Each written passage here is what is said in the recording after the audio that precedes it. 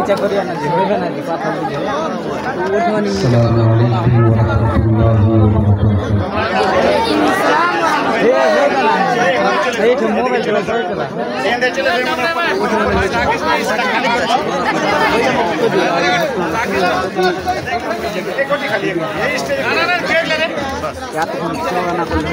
अल्हम्दुलिल्लाह नहमदुहु व नस्तईनुहु व नस्तगफिरुहु व नऊज़ु बिल्लाहि मिन शुरूरि अनफुसिना व मिन सय्यिआति अअमालिना मन यहदिहिल्लाहु फला मुदिल्ल लहु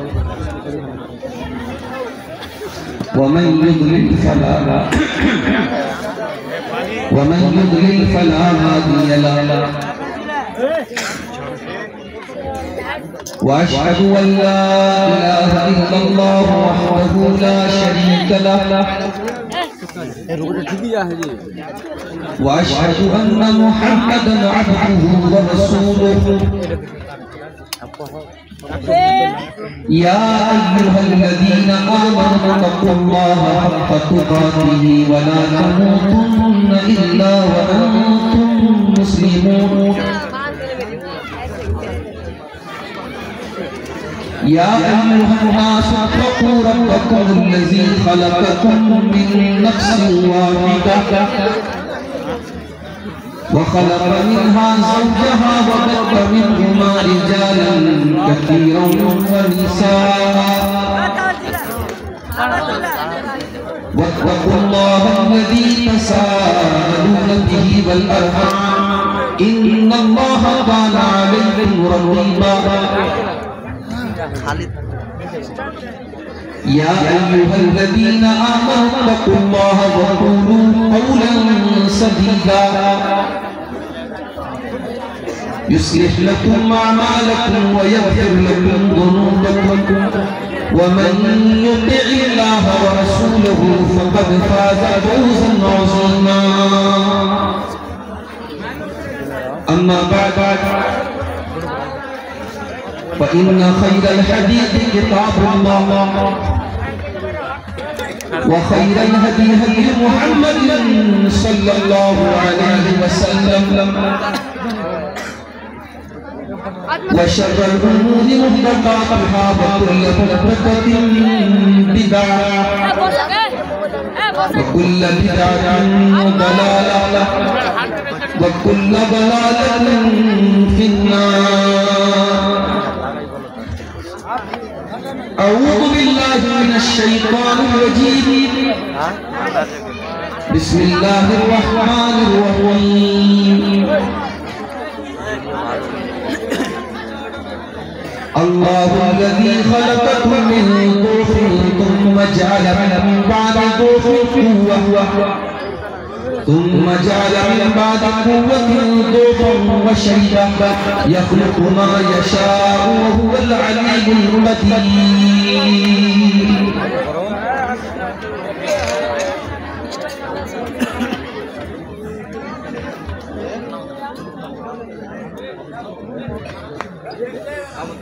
اتنے عشقوں میں مبتلا ہو گئے فتنے عشقوں میں مبتلا ہو گئے اجنبی راستوں میں فنا ہو گئے جانتے ہیں سبھی پر نہ مانے کوئی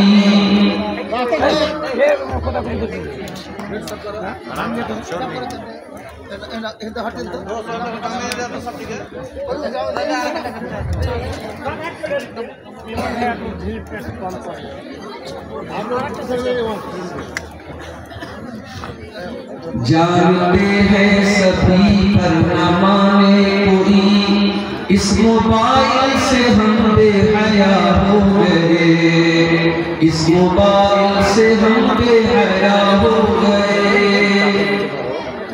جانے من جانے جان آپ سے پیار ہے روز و شب رسمی جملوں کی تکرار ہے، رسمی جملوں کی زد میں کئی مرد و زن، رسمی جملوں کی زد میں کئی مرد و زن، نفس و شیطان کے ہم نوا بن گئے، اس موبائل سے ہم بے حیا بن گئے، اس موبائل سے ہم بے حیا ہو گئے، غیر محرم کے غم میں پریشان ہے، دور حاضر کے ایسے مسلمان ہیں، غیر محرم کے غم میں پریشان ہے، دور حاضر کے ایسے مسلمان ہیں،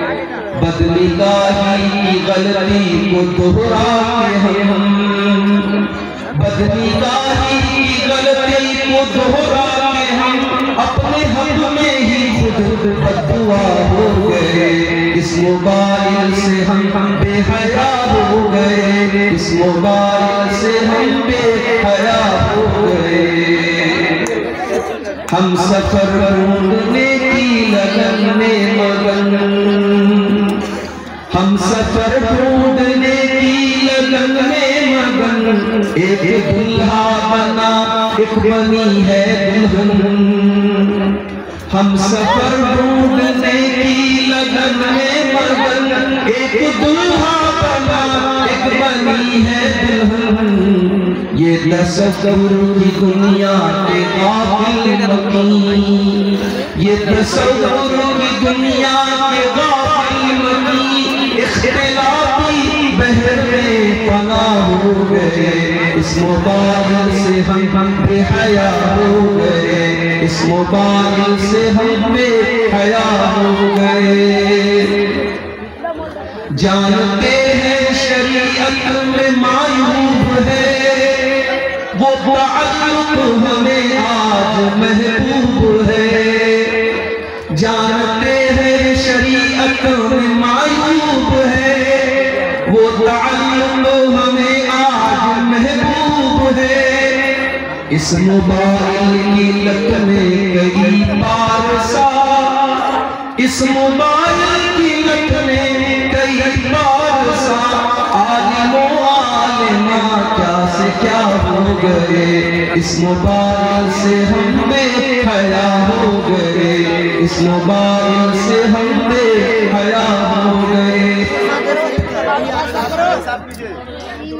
اب تلاوت میں کیوں وہ حلاوت نہیں ہے، سکون دل بے سکون دل میں پہلے سی راحت نہیں، اب تلاوت میں کیوں وہ حلاوت نہیں، بے سکون دل میں پہلے سی راحت نہیں، ذکر کے نور کی دل میں آمد نہیں، ذکر کے نور کی دل میں آمد نہیں، خوشنما ذہن و دل بدنما ہو گئے، اس موبائل سے ہم بے حیا ہو گئے، اور آخری شریف فرمائیں، غیر محرم کے غم میں جو غمگین ہے، یہ نظم آج خاص طور سے اس لیے پڑھ رہا ہوں کہ آج کا جو دن گزرا ہے 14 فروری کا دن،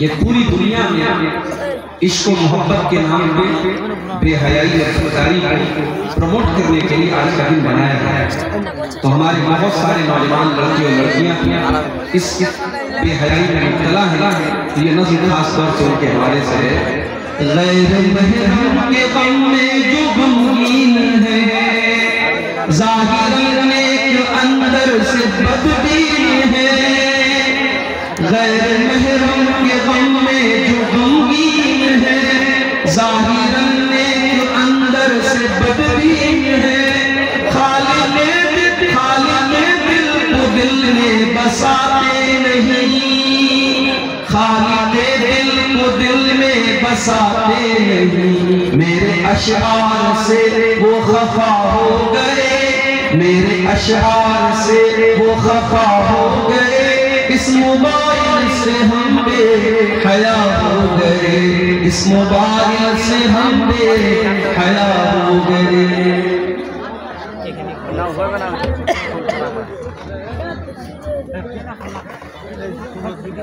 محترم صدر اجلاس، اسٹیج کے اوپر موجود محترم علماء کرام، نوجوان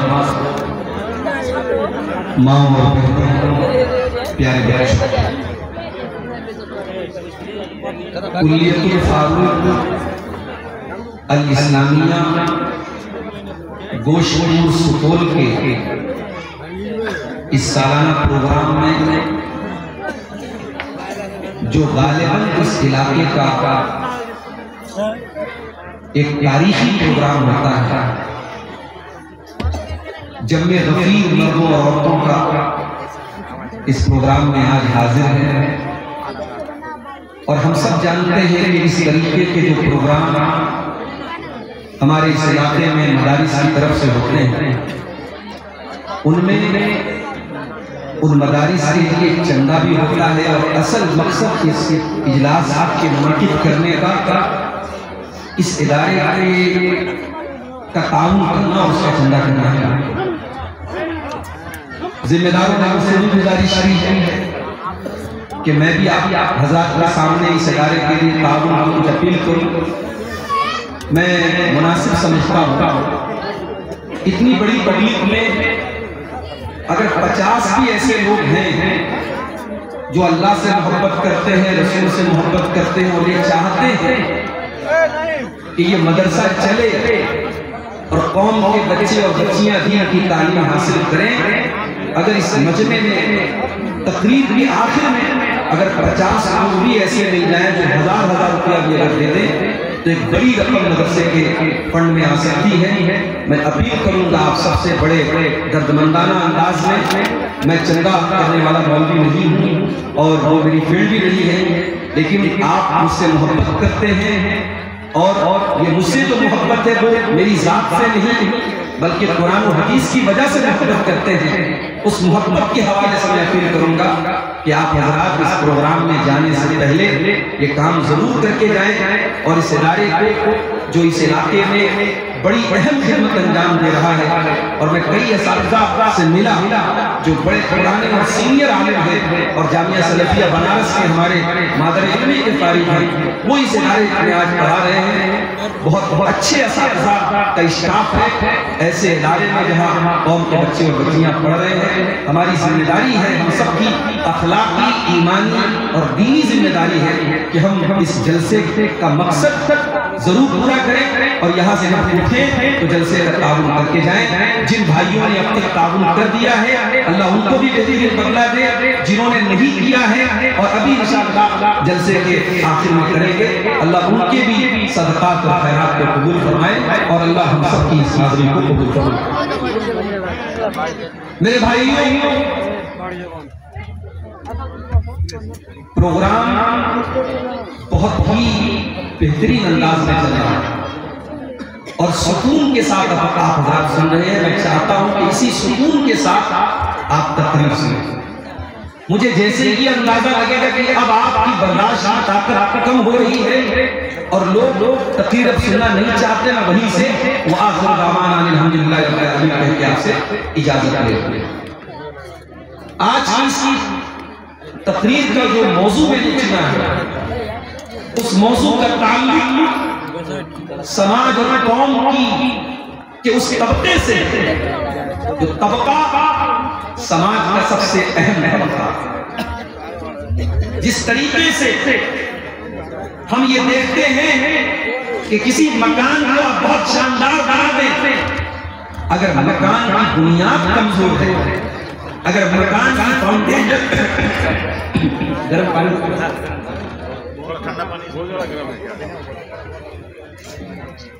گرم ہے، چائے صاف سے مانی والوں نے بالکل ریلوے اسٹیشن بنی چاہیے، بوتل ہے ادھر بھاگو رے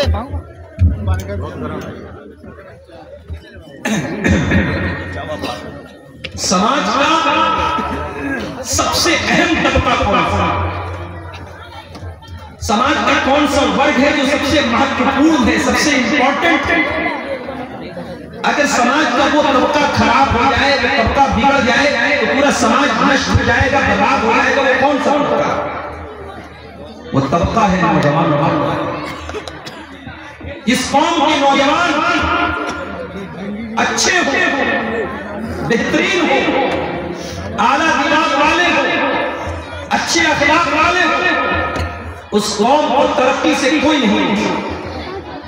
اور جس قوم کے نوجوان برباد ہو جائیں، نشے کے عادی ہو جائیں، شراب کے عادی ہو جائیں، زناگار بن جائیں، بدکار بن جائیں، ان کی راتیں عیاشیوں میں گزرے، ان کے دل فضول کاموں میں گزرے، اس قوم کو برباد کرنے کے لیے کسی میزائل کی ضرورت نہیں ہے، کسی پرمانو بم کی ضرورت نہیں ہے، کسی مشین گن کی ضرورت نہیں ہے۔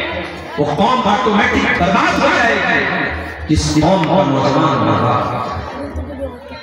آج جب ہم مسلمان قوم کے نوجوان کو دیکھتے ہیں میرے پیارے ساتھ، تو ہمیں حیرت ہے، افسوس ہوتا ہے اور دل دکھتا ہے، کلیجہ تڑپتا ہے کہ جس قوم کی آج حالت یہ ہے کہ ہندوستان جیسے ملک میں جہاں کروڑوں کی تعداد میں ہم رہتے ہیں، آج حالات یہ ہو چکے ہیں کہ ہماری جان، ہمارا مال، ہماری عزت و آبرو، ہمارے مدرسے، ہماری مسجدیں سب داؤں پر لگے ہوئے ہیں۔ دشمن کی بڑی بڑی نگاہیں ان مدرسوں کے اوپر ہے۔ کوئی یہ سوچ کر کے غلط فہمی کا شکار نہ رہے کہ بھئی ہم تو بہار میں ہیں، ہم تو جھارکھنڈ میں ہیں، ہمارے یہاں پہ بھی کوئی مسئلہ نہیں ہے۔ بکرے کی ماں کب تک خیر ہے؟ کل تک جن علاقوں میں آج مدارس اور مساجد پر ظلم و ستم ہو رہا ہے، کل ان علاقوں کے لوگ بھی خواب خرگوش کے مزے لے رہے تھے اور بے فکر تھے، اور بالکل ان کو کوئی چنتا نہیں تھی کہ ہمارے ساتھ کچھ ہوگا۔ مگر آج اسلام کے دشمنوں کو بھی اندازہ لگ گیا ہے کہ اسلام اگر زندہ ہے تو انہی مدرسوں سے زندہ ہے۔ جس دور میں تعلیم کے نام پر نوجوان اپنے اللہ کو بھول کے بیٹھا ہے، یہ مدرسے، یہاں پڑھنے والے بچے اور بچیاں، ان کو مول بھوت جو سوائیں ہیں وہ بھی نہیں ملتی۔ کبھی آپ غور کیجیے ان مدرسوں کا انفراسٹرکچر کیسا ہے۔ ان مدرسوں کی عمارتیں کمزور ہیں، ان مدرسوں میں دیا جائے والا کھانا بہت معمولی کھانا ہے۔ یہ معمولی اور سادہ کھانا کھانے والے اور کمزور عمارتوں میں رہنے والے مدرسے کے ان بچوں اور بچیوں نے انہوں نے اسلام کی شمع کو روشن کر کے رکھا ہے، اسلام کی شمع کو زندہ کر کے رکھا ہے۔ اسلام کے دشمنوں کو خطرہ ہے، انہیں سے خطرہ ہے۔ اسی لیے اللہ تعالیٰ قرآن کریم نے بار بار نوجوانوں کی اہمیت کو بیان کرتا ہے۔ بار بار اللہ تعالیٰ قرآن کریم میں نوجوانی کی اہمیت کو ہائی لائٹ کرتا ہے۔ جو آیت کریمہ میں نے آپ کے سامنے پڑھی یہ سورہ روم کی، ذرا اس آیت کریمہ کی اوپر غور کیجئے۔ اللہ الذی خلقکم من ضعف ثم جعل من بعد ضعف قوة ثم جعل من بعد قوة ضعفا وشیبا۔ میرے بندو، ہم نے تم کو کمزور بنایا، تم ماں کے پیٹ سے پیدا ہوئے تو کمزور تھے، تمہارا بچپن کا سارا زمانہ کمزوری کا زمانہ تھا۔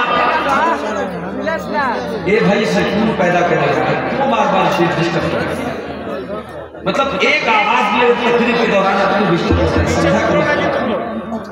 کوئی بات بولنا ہے تو اشارے میں بولو، مت چھوڑو، خاموش ہو۔ ہم نے تم کو کمزور بنایا، اتنا کمزور بنایا کہ پیدا ہوا تو روتا ہوا تو دنیا میں آیا تھا، اتنا کمزور بنایا تجھے بھوک لگتی تھی تب بھی روتا تھا، پیاس لگتی تھی تب بھی روتا تھا، بخار ہوتا تھا تب بھی روتا تھا، پیٹ میں درد ہوتا تھا تب بھی روتا تھا۔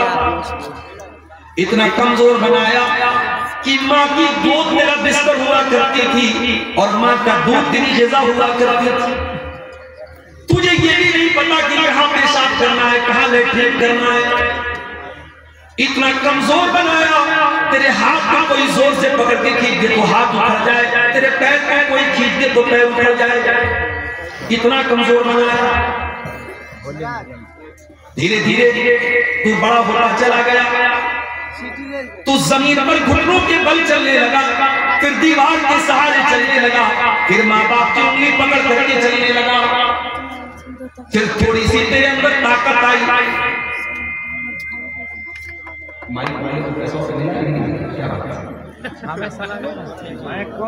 آواز کو ٹھیک کرو جی، میرے ساتھ کوئی دشمنی تو نہیں ہے، آواز طریقہ ہے جی۔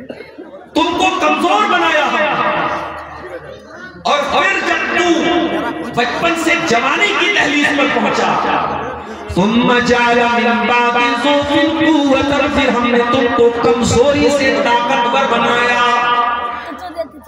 کل تک تو کمزور تھا، جب تو جوان ہو گیا تیرے بدن میں طاقت آ گئی، تیرا دماغ بھی مضبوط ہو گیا، تیرا چہرہ بھی خوبصورت ہو گیا، تو اسمارٹ اور ہینڈسم ہو گیا، تو خوبصورت ہو گیا، تو طاقتور ہو گیا، تو 20 سال کا ہو گیا، 25 سال کا ہو گیا، 30 اور 35 سال تک تو جوان رہا، پھر جب تو 40 کو کراس کرنے لگا، تیرے بدن پر دھیرے دھیرے جھریاں پڑنے لگی، تیرے بال سفید ہونے لگے، تیرا دماغ پہلے جیسا نہیں رہا، تو ذرا سا دوڑنے لگا تو ہانپنے لگا، تیرے گھٹنے کمزور ہو گئے، تیری باڈی کمزور ہو گئی، تیرا شریر کمزور ہو گیا۔ ثم جعل من بعد قوة ضعفا وشيبا، پھر طاقت کے بعد، جوانی کے بعد، پھر ہم نے دوبارہ تجھ کو کمزور بنایا اور بڑھاپے تک تجھ کو پہنچا دیا، تو بوڑھا ہو گیا۔ اللہ چاہتا تو ہمیشہ تجھ کو جوان رکھتا، اللہ چاہتا تو ہمیشہ تجھ کو بوڑھا رکھتا، لیکن اللہ نے پہلے کمزور بنایا، پھر طاقتور بنایا، پھر کمزور بنایا۔ یہ اللہ کی مصلحت تھی، یہ اللہ کی حکمت تھی۔ یخلق ما یشاء، اللہ جیسے چاہتا ہے پیدا کرتا ہے۔ وہو العلیم القدیر، اللہ ہر چیز کی جانکاری رکھنے والا اور ہر چیز کی قدرت رکھنے والا ہے۔ تو انسان کی پوری زندگی میں اگر طاقت کا کوئی دور ہے، اگر انرجی کا کوئی دور ہے، تو وہ دور میرے عزیزوں، میرے بھائیوں، جوانی۔ اسی لیے ہماری شریعت بار بار اپنی نوجوانی کو ہمیں سنبھالنے کی حکم دیتی ہے، نوجوانی میں غلط کام کرنے سے ہمیں منع کرتی ہے۔ قرآن کریم میں آپ غور کیجئے، ابراہیم علیہ السلام کا واقعہ اللہ تعالیٰ نے بیان کیا۔ ابراہیم علیہ السلام اللہ کے خلیل ہیں، اللہ کے پیغمبر ہیں، اپنی قوم کو توحید کی دعوت دے رہے ہیں، اور ابراہیم علیہ السلام اپنی پوری قوم کو چیلنج دیتے ہیں، لَأَكِيدَنَّ أَصْنَامَكُمْ بَعْدَ أَن تُوَلُّوا مُدْبِرِينَ، اے میری قوم کے لوگوں، میں تمہارے سارے بتوں کو توڑ ڈالوں گا، تمہارے بتوں کے ساتھ معاملہ سلوک کروں گا۔ یہ مذاق نہیں ہے میرے بھائیو، یہ آسان کام نہیں ہے۔ پوری قوم کو اتنا بڑا چیلنج دے دینا، پوری قوم مشرک ہے، پوری قوم بتوں کی پجاری ہے، اور بتوں کی پجاری قوم کو یہ چیلنج دے رہے ہیں، تَاللَّهِ لَأَكِيدَنَّ أَصْنَامَكُمْ، میں تمہارے بتوں کے ساتھ بہت برا سلوک کرنے والا ہوں۔ اور ایک دن ابراہیم علیہ السلام نے موقع کو غنیمت جانا، اور جب قوم کے لوگ اپنے میلے ٹھیلے میں گئے تھے، ابراہیم علیہ السلام جاتے ہیں اور اپنی قوم کے سب سے بڑے عبادت خانے میں داخل ہوتے ہیں، اور ان کے سارے بتوں کو توڑ دیتے ہیں سوائے بڑے والے بت کو۔ قوم کے لوگ جو میلے سے واپس آتے ہیں، انہوں نے دیکھا ہمارے معبود کے ساتھ یہ حال ہونے آئے۔ قالوا من فعل هذا بآلهتنا انه لمن الظالمین، کہنے لگے ہمارے معبودوں کے ساتھ یہ سلوک کس نے کیا ہے، جس نے بھی کیا ہے وہ بہت بڑا ظالم ہے۔ قالوا سمعنا فتى يذكرهم يقال له ابراہیم، تو قوم کے اندر کچھ لوگوں نے کہا ایک نوجوان ہے جس کا نام ابراہیم ہے، اسی کا یہ کام ہے، اسی نے یہ کام کیا ہے۔ ذرا غور کیجئے گا میرے نوجوان صاحب، آج ہمارا نوجوان ویلنٹائنز ڈے پر گلاب کا پھول بانٹ رہا ہے، کارڈ بانٹ رہا ہے، میسیجز کر رہا ہے۔ آج ہمارا نوجوان کہاں کھڑا ہے اور ابراہیم علیہ السلام جیسا نوجوان کہاں کھڑا تھا؟ ذرا ڈیفرنس دیکھ لو، ذرا فرق دیکھ لو۔ ابراہیم علیہ السلام کو بلایا گیا، انت فعلت ھذا بآلہتنا یا ابراہیم، اے ابراہیم کیا تو نے ہمارے معبودوں کے ساتھ یہ سلوک کیا ہے؟ ابراہیم اگر چاہتے صاف صاف بول دیتے ہاں میں نے یہ کام کیا ہے، مگر اس سے مسئلہ حل نہ ہوتا، مسئلہ اور خراب ہو جاتا۔ ابراہیم علیہ السلام نے صاف صاف نہیں کہا، بلکہ کہا بل فعلہ کبیرہم ھذا فاسألوہم ان کانوا ینطقون۔ کہا کہ ہے سارے بت ٹوٹ گئے، بڑا والا بچا ہے، بڑے والے سے پوچھ لو، اس لیے تھوڑا ہوگا، ان سے پوچھ لو۔ اب یہاں ایسا لگ رہا ہے کہ ابراہیم علیہ السلام جھوٹ بول رہے ہیں، مگر حقیقت میں یہ جھوٹ نہیں بولا انہوں نے۔ ان کے کہنے کا مقصد یہ تھا کہ ان بتوں کو اس نے توڑا ہے جو ان سے بڑا تھا اور ان سے بڑا میں تھا، میرے ہاتھ میں طاقت تھی، میں نے توڑا تھا، مگر صاف صاف نہیں بولا۔ قوم کے لوگوں کو ڈاج دے دیا، ان کو گھما دیا، کہا بھئی بڑے والے سے پوچھو اس نے توڑا۔ اب قوم کے لوگوں کو تھوڑی دیر کے لیے عقل آئی، تھوڑی دیر کے لیے انہوں نے غور کیا، فرجعوا الی انفسہم، تھوڑی دیر کے لیے انہوں نے غور کیا اور ان کو محسوس ہوا کہ ہم غلط ہیں۔ ثم نکسوا علی رؤوسہم، پھر فوراً پلٹ گئے اور کہنے لگے لقد علمت ما ہؤلاء ینطقون، اے ابراہیم تم جانتے ہو یہ پتھر کے بت ہیں، بول نہیں سکتے۔ قال اف لکم ولما تعبدون من دون اللہ، کیا افسوس ہے تمہارے عقل کے اوپر، تم اللہ کو چھوڑ کر ایسی چیزوں کی عبادت کرتے ہو جو بول نہیں سکتے، جو بات نہیں کر سکتے، جو نفع نہیں پہنچا سکتے، جو نقصان نہیں پہنچا سکتے، ایسی چیزوں کی عبادت کرتے ہو۔ اب ابراہیم علیہ السلام نے اپنی دلیل پیش کر دی اور سامنے جو مشرک قوم تھی اس کے سامنے یہ پروف کر دیا کہ پتھر کے بت عبادت کے لائق نہیں ہے، ان کی عبادت کرنا پاگل پن ہے، ان کی عبادت کرنا بے وقوفی ہے۔ اب سامنے والے کے پاس دلیل کا جواب دلیل سے نہیں تھا، اور دنیا کا اصول ہے جب دلیل کے جواب دلیل سے نہ ملے تو سامنے والے کے ساتھ زیادتی کی۔ ابھی آپ کو معلوم ہے شب برات کے حلوے پر ایک تازہ دلیل کیا آئی ہے، شاید آپ نے ویڈیو دیکھا ہوگا۔ ایک مولوی صاحب شب برات کے حلوے کی دلیل کیا دے رہے ہیں؟ بولے صاحب یہ لوگ پوچھتے ہیں کہ حلوہ کہاں ہے، کتاب میں دکھاؤ۔ ارے حلوہ کتاب میں تھوڑی ملے گا، حلوہ تو کڑھائی میں ملے گا۔ اب پبلک بیچاری ہنس رہی ہے، سبحان اللہ، یہ تو دلیل ہے۔ اس سادگی پہ کون نہ مر جائے، اے خدا لڑتے ہیں اور ہاتھ میں تلوار۔ حلوہ کھانا ہے تو کھا تو، مگر قرآن کو بدنام نہ کر، حدیث کو بدنام نہ کر، شریعت کو بدنام نہ کر، دلیل کے جواب دلیل سے دے۔ ہم تو صاف بولتے ہیں حلوہ کھانا غلط نہیں ہے، مگر حلوے کو اسلام سے جوڑنا، شریعت سے جوڑنا، نبی سے جوڑنا یہ غلط ہے۔ ہم اس لیے شب برات کے حلوے کے خلاف ہیں۔ ابراہیم علیہ السلام کی قوم کے پاس جب دلیل کا جواب دلیل سے نہیں تھا تو کیا کہا انہوں نے؟ قالوا حرقوه وانصروا آلهتكم ان كنتم فاعلين، کہا کہ جلا ڈالو ابراہیم کو، ابراہیم کو جلا ڈالو، اگر اپنے معبودوں کی مدد کرنا ہے تو اس کو جلا کر ختم کر دو۔ چنانچہ بہت بڑی آگ تیار کی گئی، اکیلے ابراہیم کو جلانے کے لیے اتنی بڑی آگ تیار کی گئی، پورا گاؤں جلایا جا سکتا تھا، پورا علاقہ جلایا جا سکتا تو اتنی بڑی آگ تیار کی گئی۔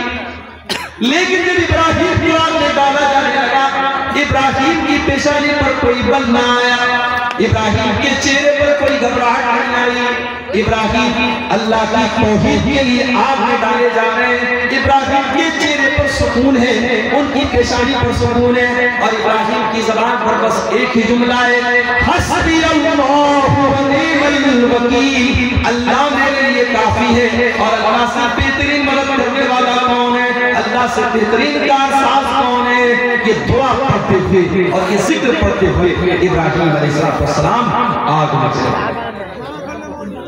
اللہ چاہے تو بارش برسا دیتا آگ بجھ جاتی، اللہ چاہے تو ہوا چلا دیتا آگ بجھ جاتی، اللہ چاہتا ابراہیم کو آگ میں جانے ہی نہ دیتا، بیچ میں سے ابراہیم بچ جاتے، مگر اللہ تعالیٰ کو اپنی قدرت آج الگ طریقے سے دکھانا تھا۔ قُلْنَا يَا نَارُ كُونِي بَرْدًا وَسَلَامًا عَلَىٰ إِبْرَاهِيمَ، اللہ نے ڈائریکٹ آگ سے کہا اے آگ تو ٹھنڈی ہو جا اور سلامتی والی ہو جا میرے ابراہیم کے لیے۔ آج بھی وہ جو ابراہیم سے ایمان پیدا آگ کر سکتی ہے، انداز گلستان پیدا۔ میرے نوجوانوں، ایمان تو ہے ہمارے پاس، مگر معاف کرنا ابراہیم علیہ السلام کے جیسا ایمان نہیں ہے، اسی لیے آج ہمارے لیے آگ گلستان نہیں بنتی ہے، ابراہیم کے لیے آگ گلستان۔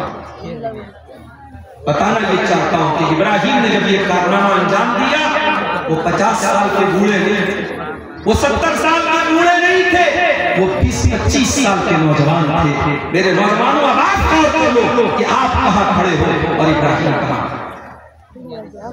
اور آگے بڑھیے، ایک اور نوجوان کا واقعہ آپ کو قرآن سے بتاتا ہوں۔ اس نوجوان کا نام موسیٰ تھا۔ موسیٰ علیہ السلام بنی اسرائیل کے بیچ میں پیدا ہوا، بنی اسرائیل میں پیدا ہوا، اور فرعون کے درباریوں نے اس سے کہا تھا تیری حکومت میں ایک آدمی ایسا پیدا ہونے والا ہے جو تجھے قتل کر دے گا، جس سے تیری حکومت ختم ہو جائے۔ فرعون اپنے آپ کو رب کہتا تھا، لیکن اتنا بڑا ڈرپوک تھا کہ جیسے اس کے جادوگروں نے یہ بتایا، اس کے قائم نے یہ بتایا، فرعون نے آرڈر دے دیا کہ جتنے بچے بنی اسرائیل میں پیدا ہوں گے، لڑکی پیدا ہوگی تو چھوڑ دینا، لڑکا پیدا ہو تو مان ڈالنا۔ اب موسیٰ علیہ السلام کہتا ہے اللہ تعالیٰ کو بچانا ہوتا ہے تو کیسا انتظام کرتا ہے۔ موسیٰ کی ماں بیچاری پریشان ہے، فرعون کے آدمی آئیں گے میرے بچے کو قتل کر ڈالیں گے۔ اللہ نے فرمایا کہ اے موسیٰ کی ماں اپنے بچے کو تو صندوق میں رکھ دے، فَأَلْقِيهِ فِي الْيَمِّ، اور اس کو پانی میں ڈال دے، وَلَا تَخَافِي وَلَا تَحْزَنِي، اور اے موسیٰ کی ماں تجھے ڈرنے کی ضرورت نہیں ہے، تجھے غمگین ہونے کی ضرورت نہیں ہے، إِنَّا رَادُّوهُ إِلَيْكِ وَجَاعِلُوهُ مِنَ الْمُرْسَلِينَ، تیرا بیٹا ہم تجھے واپس دلائیں گے اور تیرے بچے کو رسول بنائیں گے۔ ماں نے کلیجے میں پتھر رکھا اور اپنے دودھ پیتے بچے کو پیدا ہونے کے بعد ایک صندوق میں رکھا اور صندوق کو پانی میں رکھا۔ صندوق پانی میں جا رہا ہے، موسیٰ علیہ السلام اللہ کے حکم سے اس صندوق کے اندر پانی میں تیر رہے ہیں، اور موسیٰ علیہ السلام کی جو بہن ہے وہ سائیڈ سے جا رہی ہے، وہ دیکھنا چاہ رہی ہے کہ میرے بھائی کے ساتھ کیا ہوتا ہے۔ وہ بہنوں والوں، وہ جن کے گھروں میں بہنیں ہیں، اپنی بہنوں کا خیال کیا کرو۔ بہنیں بہن سے زیادہ پیار کرنے والی ہستی، ماں کے بعد سب سے زیادہ خیال کرنے والی بڑی بہنیں ہوتی ہیں، یا موسیٰ کی بڑی بہن کا خیال کر رہی ہے، جن کی بہنیں زندہ ہیں، اللہ ان کی بہنوں کو سلامت رکھے۔ بہن بھائی کا پیار اعلیٰ پیار ہوتا ہے۔ بڑے ظالم ہیں وہ لوگ۔ ابھی ایک علاقے میں میری تقریر کی، ایک مولانا صاحب میرے کان میں آ کے کہنے لگے مولانا ذرا ایک موضوع آپ کو دیتا ہوں، ایک بات بتاتا ہوں، ذرا تقریر میں بولیے گا۔ میں نے کہا کیا بات ہے؟ بولے ماں کا انتقال ہو گیا ہے، جوان بہن ہے اور بھائی جوان بہن کو ماں کے مرنے کے بعد بیچاری اکیلی ہے، بار بار پہ مارتا اور پیٹتا ہے۔ بھائی ذرا تقریر میں بول دیجیے گا۔ واللہ بتاتا ہوں بڑی دل کو تکلیف پہنچی کہ آج ایسے بھی ظالم بھائی ہیں جو بہنوں پر ہاتھ اٹھاتے ہیں۔ معاف کرنا میرے پیارے ساتھیوں، بہنیں پیار کی چیز ہوتی ہے، محبت کی چیز ہوتی ہے۔ بہنوں پر ظلم و ستم کرنے والے بڑے بزدل اور بڑے ڈرپوک اور بڑے کائر قسم کے لوگ ہوتے ہیں۔ موسیٰ علیہ السلام جا رہے ہیں اور ان کی بہن سائڈ سے دیکھ رہی کہ جب یہ صندوق پہنچا ہے، کہاں پہنچا؟ فرعون کے محل کے پاس پہنچا، اور فرعون کی بیوی نے اپنے برآمدے سے دیکھا کہ پانی میں صندوق جا رہا ہے، تو اپنی کسی لونڈی سے کہا کہ جاؤ ذرا دیکھو صندوق میں کیا ہے۔ صندوق کو کھولا گیا، اس میں خوبصورت سا بچہ ہے موسیٰ علیہ السلام۔ فرعون کی بیوی نے بچے کو گلے لگایا۔ فرعون کی بیوی بے اولاد تھی۔ فرعون اتنا بڑا آدمی تھا، اپنے آپ کو رب کہتا تھا، مگر اپنی بیوی کو بچہ نہیں دے پایا۔ اپنے آپ کو رب کہتا تھا اور اپنی بیوی کو بچہ نہیں دے پایا۔ ایسے تو رب گزرے ہوئے، اپنی بیوی کو بے اولاد نہیں دے پایا، بے اولاد تھا، تو اس کی بیوی نے اپنے شوہر سے کہا لا تقتلوه عسى ان ينفعنا او نتخذه ولدا، اے میرے سردار، اے میرے شوہر، آپ کا آرڈر ہے کہ جہاں چھوٹے بچے پائے جائیں ان کو قتل کر دیا جائے، اس بچے کو قتل نہ کرنا، اس کو اپنا بچہ بنا لیتے ہیں، یہ آگے چل کر کے ہمارے کام آئے گا۔ فرعون بہت بڑا ظالم تھا، کسی کی بات نہیں مانتا تھا، مگر اپنی محترمہ کی بات مان گیا، اپنی بیوی کی بات مان گیا۔ پتہ یہ چلا کہ بیوی کے اندر وہ طاقت ہے جو فرعون سے بھی اپنی بات مان سکے۔ اس لیے بیوی والوں، اگر کوئی انسان فرعون سے بھی بڑا ظالم ہوگا تو وہی انسان اپنی بیوی کو ڈھنگ سے نہیں رکھ پائے گا، ورنہ فرعون جیسے ظالم کو بھی پتا ہے کہ بیوی سے پنگا لینا مناسب اور بڑا مشہور لطیفہ ہے، یہ ایک صاحب نے، ان کی بیوی بہت پریشان کرتی تھی، شک کرتی تھی، جب کہیں باہر جاتے فون کر کے پوچھنے لگتے کہاں ہیں آپ، کہاں ہیں؟ تو ایک مرتبہ بیوی مائکے چلی گئی، اب مائکے جا کر کے بار بار فون کر رہی ہے کہاں ہے؟ تو شوہر کہہ رہے ہیں گھر پہ، تو کہہ رہی ہے کہ کیسے میں معلوم کہ آپ گھر پہ ہیں؟ ایک کام کیجیے، آپ کچن میں جائیے اور جو مکسر ہے مکسر کو آپ چالو کر کے دکھائیے، تب میں مانوں گی، ویڈیو کال پہ آپ دکھائیے۔ تو شوہر نے جو ہے مکسر کی آواز سنا دی اس کو فون کے اوپر، تو وہ مطمئن ہو گئی کہ چلو ٹھیک ہے، اس کا مطلب کہ شوہر گھر پہ۔ دوسرے دن پھر فون کیا، کہاں ہے آپ؟ کہا گھر پہ، ان کا مکسر چلا کے سنا دی، پھر انہوں نے مکسر کو چلا کے سنا۔ تیسرے دن بیوی اچانک سرپرائز دینے کے لیے گھر آئی تو شوہر غائب تھا اور چھوٹا بچہ وہی گھر میں کھیل رہا تھا۔ بولا تیرے ابو کہاں گئے؟ بولے 3 دن سے مکسر لے کے غائب ہے۔ تو بیویوں کو کنٹرول کرنا اتنا آسان کام نہیں ہے، جب فرعون جیسے ظالم کی نہیں چلی تو ہماری اور آپ کی کیا چلے گی؟ اس کو بھی بات ماننی پڑی کہ ٹھیک ہے اگر تو کہتی ہے تو چل میں اس بچے کو پال لیتا ہوں، اور بعد میں وہی بچہ موسیٰ علیہ السلام بنتا ہے۔ لمبا واقعہ ہے، میں اس واقعے کی طرف نہیں جاتا ہوں۔ موسیٰ علیہ السلام جوان ہوئے اور اللہ تعالیٰ نے ان کو جسمانی اعتبار سے بھی طاقتور بنایا۔ موسیٰ علیہ السلام نے دیکھا کہ ان کی قوم کا ایک انسان اور فرعون کی قوم کا ایک انسان دونوں آپس میں لڑ رہے تھے، تو موسیٰ علیہ السلام نے اپنی قوم کے آدمی کو بچانے کے لیے اور اس کا سپورٹ کرنے کے لیے قبطی کو ایک مکہ مارا، اور ایسا مکہ مارا کہ موسیٰ علیہ السلام کے مکے سے وہ انسان مر گیا۔ موسیٰ علیہ السلام کے مکے میں اتنی طاقت تھی کہ سامنے والا مر گیا۔ گٹکھا کھانے والے کے مکے میں اتنی طاقت نہیں ہوتی۔ جو گٹکھا کھائے گا، جو کھینی کھائے گا، جو تمباکو استعمال کرے گا، جو چرس گانجا اور نشہ کرے گا، بڑے افسوس کی بات ہے وہ انسان کسی قابل نہیں بچے گا۔ آج کیوں یہ حکیموں اور ڈاکٹروں کے پاس کیوں لائن لگی رہتی ہے؟ کیوں مردوں کے اندر کمزوریاں پیدا ہو رہی ہیں؟ اور کیوں انسان شادی کے بعد کسی کو منہ دکھانے کے قابل نہیں رہتا ہے؟ یہ وجہ اور حالات کیوں ہے؟ جناب اسباب پر غور کریں گے۔ یہ نشہ کی بہت بڑی وجہ ہے ہماری نوجوان نسل کے برباد ہونے کی۔ اللہ ہمارے تمام نوجوانوں کی حفاظت فرمائے۔ میرے بھائیوں، موسیٰ علیہ السلام نے ایسا مکہ مارا، سامنے والا مر گیا۔ اب موسیٰ علیہ السلام وہاں سے اپنی جان بچا کے، ان کو یہ ڈر ہوا کہ کہیں میرے خلاف موت کا فیصلہ نہ جائے، وہاں سے اپنی جان بچا کر کے موسیٰ علیہ السلام مدین پہنچے، اور جب مدین پہنچے تو وہاں موسیٰ علیہ السلام ایک پیڑ کے نیچے بیٹھے ہوئے تھے، اور وہیں پر ایک کنواں تھا، اور کنویں کے پاس لمبی لائن لگی تھی، لوگ اپنی بکریوں کو پانی پلا رہے تھے۔ موسیٰ علیہ السلام نے دیکھا کہ 2 عورتیں کھڑی ہیں، 2 عورتیں کھڑی ہیں جو پیچھے کھڑی ہیں، لائن سے ہٹ کر کے کھڑی ہیں، مردوں کی لائن سے الگ کھڑی ہیں، ان کے ہاتھ میں بکریاں ہیں، وہ اپنی بکریوں کو پانی پلانا چاہتی ہیں، مگر مردوں کی لائن سے الگ کھڑی ہیں۔ موسیٰ علیہ السلام نے جا کر کے پوچھا، ما خطبکما، کیا بات ہے، تم لوگ لائن سے الگ کیوں ہو؟ قالتا لا نسقی حتی یصدر الرعاء، تو ان دونوں عورتوں نے کہا کہ ہم اپنے جانوروں کو تب تک پانی نہیں پلائیں گے جب تک یہ تمام مردوں کی لائن ختم نہ ہو جائے۔ وَأَبُونَا شَيْخٌ كَبِيرٌ، ہمارا باپ بہت بوڑھا ہو چکا ہے، مجبوری میں ہم کو یہ کام کرنا پڑ رہا ہے۔ اچھا، تو یہ بات تھا۔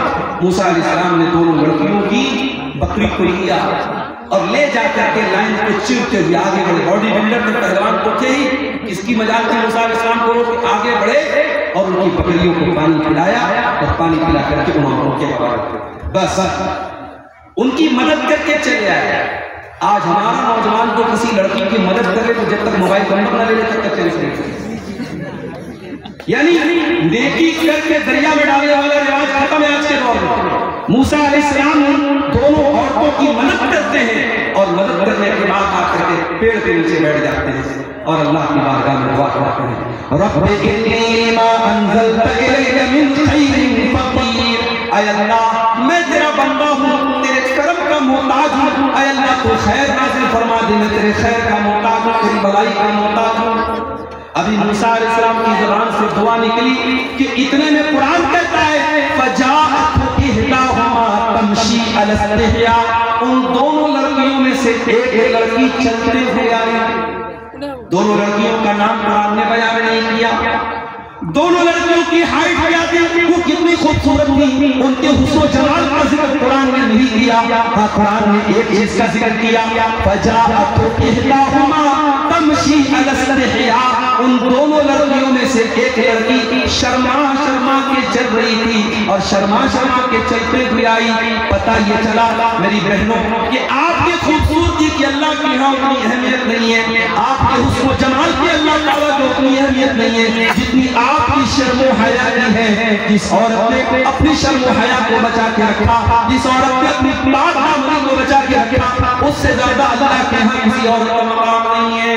وہ لڑکی شرما کے چل رہی تھی. اللہ تعالیٰ نے اس لڑکی کی چال کو بیان کیا کہ وہ شرما کے چل رہی تھی اور آئی اور آ کر کے کہنے لگی ان ابی ادعوک لیجزیک اجر ما سقیت لنا, کہ اے نوجوان میرے ابو آپ کو بلا رہے ہیں, آپ نے ہماری بکریوں کو پانی پلایا ہے, چلیے ہمارے ابو آپ کو کچھ انعام دینا چاہتے ہیں, کچھ ریوارڈ دینا چاہتے ہیں.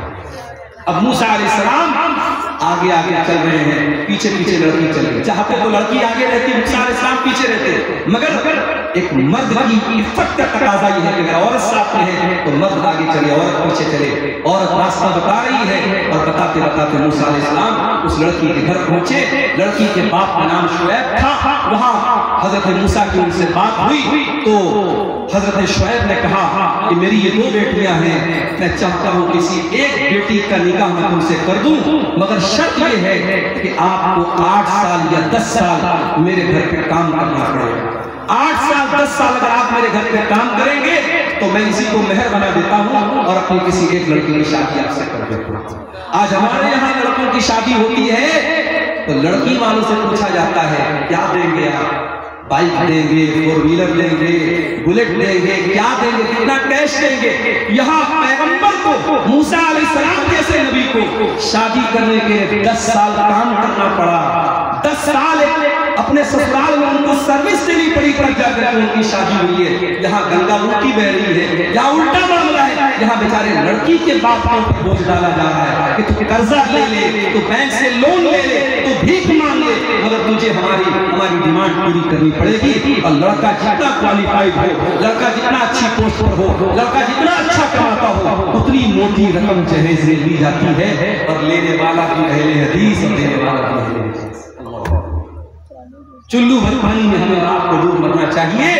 معاف کرنا میرے ساتھیوں, اگر اپنے آپ کو اہل حدیث کہتے ہو تو شادی بیاہ کے معاملے میں بھی اہل حدیث بنو. صرف سینے پر ہاتھ باندھ لینے سے اور آمین زور سے بول لینے سے کوئی اہل حدیث نہیں ہو جاتا ہے. ہمارے شادی بیاہ کا جو سسٹم ہے, اور میں پورے سیمانچل میں نے غور کیا ہے, آج بہت ساری برائیاں آپ کے اس علاقے میں موجود ہیں اور اس میں سے برائی جہیز کی شکل میں ہے. موسیٰ علیہ السلام نوجوان ہیں, 10 سال تک انہوں نے شعیب کے گھر میں کام کیا اور پھر ان کی شادی ہوتی ہے. میرے نوجوان ساتھیوں, یہ بھی ایک نوجوان تھے جنہوں نے ان 2 لڑکیوں کی مدد کی بغیر کسی مفاد کے, اور اللہ سے دعا کی. اللہ نے ان کی بیوی کا بھی انتظام کر دیا, ان کے رہنے کا بھی انتظام کر دیا. یہ نوجوان تھے, ان کا ذکر اللہ نے. اور آگے بڑھیے, آج جمعہ کا دن تھا, آپ نے سورہ کہف پڑھی ہوگی. سورہ کہف میں اللہ تعالیٰ نے کچھ نوجوانوں کا واقعہ بیان کیا ہے. انہم فتیۃ آمنوا بربہم وزدناہم ھدی. اللہ کے کوئی نوجوان بندے ایسے بھی تھے, ساری قوم مشرک تھی, ساری قوم اللہ کے ساتھ شرک کرتی تھی, مگر ان چند نوجوانوں کے دل میں اللہ تعالیٰ نے توحید ڈال دیا. وہ ایک اللہ کے اوپر ایمان لے آئے, توحید کے راستے پر آ گئے. اور جب ان کو یہ پتہ چلا کہ اگر اپنی قوم کو ہم بتائیں گے کہ ہم توحید پر چل رہے ہیں، ہماری قوم کے لوگ ہمارا جینا حرام کر دیں گے۔ فَأَبُوا إِلَى الْكَهْفِ، تو ان نوجوانوں نے ایک پہاڑ کی گفا میں جا کر کے، غار میں جا کر کے پناہ لے لی۔ وہ اچھے باپ کی اولاد تھے، بڑے باپ کی اولاد تھے، حویلیوں میں رہتے تھے، محلوں میں رہتے تھے، لیکن اپنے ایمان کو بچانے کے لیے، اپنی توحید کو بچانے کے لیے ان نوجوانوں نے اپنے باپ کا محل چھوڑ دیا، اپنی ماں کی حویلی چھوڑ دی اور پہاڑ کی گفا میں جا کر کے پناہ لے لی۔ اور پہاڑ کی گفا میں جا کر کے 309 سال تک وہ سوئے رہے۔ اللہ تعالیٰ نے 309 سال تک کو سلا کے رکھا۔ یہ پورا واقعہ اللہ تعالیٰ نے بیان کیا ہے، اور ایک چیز کو اللہ تعالیٰ نے ہائی لائٹ کیا ہے، اِنَّهُمْ فِتْيَةٌ آمَنُوا بِرَبِّهِمْ، کہ یہ چند نوجوان تھے جنہوں نے اتنا بڑا کارنامہ انجام دیا۔ پتہ یہ چلا میرے نوجوان بھائیوں کہ اللہ کی توحید کے لیے اپنے باپ کا محل چھوڑ دینا اور عیش و آرام چھوڑ دینا یہ آسان کام نہیں ہے، یہ ایک نوجوان ہی کر سکتا ہے۔ میرے پیارے نوجوان ساتھیوں، ذرا اصحاب کہف کو اپنے سامنے رکھو اور سوچو کہ وہ کہاں کھڑے تھے اور ہم کہاں کھڑے ہیں۔ وہ اپنی توحید اور ایمان کو بچانے کے لیے کہاں چلے گئے اور آج ہم کہاں کھڑے ہیں۔ آج ہمارے پاس خبریں آتی ہیں، میڈیا کے اندر نیوز آتی ہے کہ جھارکھنڈ کی راجدھانی رانچی کے اندر ایک لڑکی جس کا نام نصرت جہاں تھا، مسلمان لڑکی تھی، 5 ٹائم کی نماز پڑھنے والی لڑکی تھی، دیندار فیملی سے اس کا تعلق تھا۔ فیس بک پر ایک لڑکے سے دوستی ہوتی ہے، ایک غیر مسلم لڑکے کے ساتھ اس کو عشق و محبت کا بخار چڑھتا ہے۔ وہ غیر مسلم لڑکا اس کے سامنے شک رکھتا ہے کہ تم مجھ سے پیار کرتی ہو تو اپنے ماں باپ کو چھوڑ کے بھاگ کر کے میرے پاس آنا پڑے گا۔ وہ لڑکی اپنے ماں باپ کی عزت کو داؤں پہ لگا دیتی ہے اور لڑکے کے ساتھ اپنی شادی کرتی ہے، کورٹ میرج کرتی ہے، اور اتنا ہی نہیں اپنا دھرم پریورتن بھی کر لیتی ہے، اسلام کو چھوڑ دیتی ہے اور نصرت جہاں سے نشا سنگھ بن جاتی ہے اور میڈیا میں باقاعدہ اس کو چھوڑے۔ یہ افسوس کی بات نہیں میرے بھائی، یہ پوری قوم کے چہرے پر تھپڑ ہے اور پوری قوم کی غیرت کو للکارنے والی بات ہے کہ آپ اپنی بچیوں کو، اپنی جوان بیٹیوں کو ایمان کی اور توحید کی اہمیت نہیں بتا سکے، اور ایک لڑکے کے پیار کے چکر میں آپ کی قوم کی بچیاں آج اپنے دین اور ایمان کا سمجھا۔ آج ممبئی جیسے شہروں میں اور دلی جیسے شہروں میں چلے جاؤ، کسی پکنک اسپاٹ پر، کسی پارک میں، کسی ہوٹل میں آپ کو کتنی برقع پہننے والی لڑکیاں غیر مسلم لڑکوں کے ساتھ کل چھپے ہوئے نظر آ جائیں گی۔ یہ مناظر دیکھنے کی آنکھوں کو عادت ہو گئی ہے، یہ آنکھیں عادی ہو گئی ان مناظر کی، شرم آتی ہے، غیرت آتی ہے، مگر غیرت جس چیز کا نام تھا وہ آج ہمارے گھروں سے رخصت ہو گئی ہے۔ میرے پیارے ساتھیوں، میرے نوجوانوں، سب سے پہلے تو اپنی توحید کی حفاظت کرو، اپنے ایمان کی حفاظت کرو۔ یاد رکھو میرے نوجوانوں، آپ سپول کے جس علاقے میں رہتے ہیں، نیپال کی بارڈر سے سٹا ہوا یہ علاقہ، مجھے بعض لوگوں نے بتایا کہ 2008 میں غالباً یہاں بہت بڑا سیلاب آیا تھا، اس کے بعد سے الحمدللہ یہ علاقہ بہت ترقی پر ہے، مگر ابھی بھی بہت سارے معاملات میں آپ کا علاقہ پچھڑا ہوا ہے۔ لیکن ہاں، ٹاپو کا یہ علاقہ جانا جاتا ہے کہ ہاں مسلمانوں کا ایک بڑا بیٹ ہے، مسلمانوں کی ایک بڑی آبادی ہے۔ آپ کے گھر کمزور ہوگے، آپ کا لائف اسٹائل کمزور ہوگا، آپ کے گھر میں غربت ہوگی، میں مانتا ہوں، لیکن اگر ایمان بچا کے لے کے چلے گئے، توحید بچا کے لے کے چلے گئے، تو یاد رکھیے میرے پیارے ساتھیوں، ہم کروڑ پتیوں سے بہتر ہیں جن کے پاس ایمان کی دولت ہے۔ اللہ تعالیٰ کا قیامت کے دن پوچھے گا، میرے بندے تو کیا لے کر کے آیا ہے؟ اے اللہ، ہم غریبوں کے پاس زیادہ نیکیاں تو نہیں ہے، زیادہ صدقہ خیرات تو نہیں ہے، زیادہ تقویٰ طہارت تو نہیں ہے، لیکن اے اللہ تیری توحید کو لے کر کے آئے ہیں، تیرے سوا کسی اور کے در پہ کبھی ہاتھ نہ پھیلایا، تیرے سوا کسی اور کو مشکل کشا نہ جانا، تیرے سوا کسی اور سے ہم نے ہاتھ نہ پھیلایا، اے اللہ تیری توحید کو لے کر کے آئے ہیں، تیرے اوپر ایمان رکھنے والے ہیں، اگر توحید کو لے کے جائیں گے اللہ کیا کامیاب ہو جائیں گے اور سب لے کے چلے گئے۔ اگر توحید کو نہ بچا پائے، ایمان کو نہ بچا پائے تو ہم سے زیادہ خسارہ اٹھانے والا کوئی نہ ہوگا۔ ان الذین کفروا وماتوا وهم کفار فلن يقبل من احدهم ملء الارض ذهبا۔ جو لوگ ایمان کے بغیر اللہ کے یہاں جائیں گے، جو قبر کی حالت میں اللہ کے پاس جائیں گے، وہ زمین بھر کے سونا بھی اگر دے دے اللہ کے ان کا سونا قبول نہیں کیا جائے گا۔ زمین بھر کے سونا بھی اگر کوئی دے دے ایمان کا مقابلہ نہیں کر سکتا ہے۔ اس ایمان کی حفاظت کرو میرے پیارے۔ ابھی بنارس سے میں پٹنہ آیا، 3.5 گھنٹے کا سفر میں نے ٹرین کے اندر کھڑے ہو کر کے طے کیا۔ لاکھوں لوگوں کی بھیڑ آج بہار سے اتر پردیش جا رہی ہے۔ کمبھ کا میلہ چل رہا ہے ہمارے غیر مسلم بھائیوں کا، وہاں ان کا یہ عقیدہ ہے، ان کی یہ آستھا ہے کہ گنگا میں ڈبکی لگا لینے سے ان کے پاپ معاف ہو جائیں گے۔ مرد بھی جا رہے ہیں، عورتیں بھی جا رہی ہیں، ٹرینیں کھچا کھچ بھری ہوئی ہیں۔ وہاں میلے کی جو ویڈیو آ رہی ہے، وہاں جو منظر دیکھا جا رہا ہے، بہت سارے وہاں ایسے بھی لوگ ہیں جو سر سے پیر تک ننگے ہیں، مادر زاد ننگے ہیں، شرمگاہ نظر آ رہی ہے، ان کو کوئی حیا نہیں، ان کو کوئی شرم نہیں۔ ان کو یہ بتا دیا گیا کہ یہ بھی بھکتی کی ایک شکل ہے، یہ بھی اوپر والے کو خوش کرنے کی ایک شکل ہے۔ میرے پیارے ساتھیوں، یہ منظر دیکھ کر کے کیا آپ کے دل میں یہ احساس پیدا نہیں ہوتا الحمدللہ علی نعمت الاسلام، اے اللہ تیرا شکر ہے کہ تو نے ہم کو مسلمان بنایا۔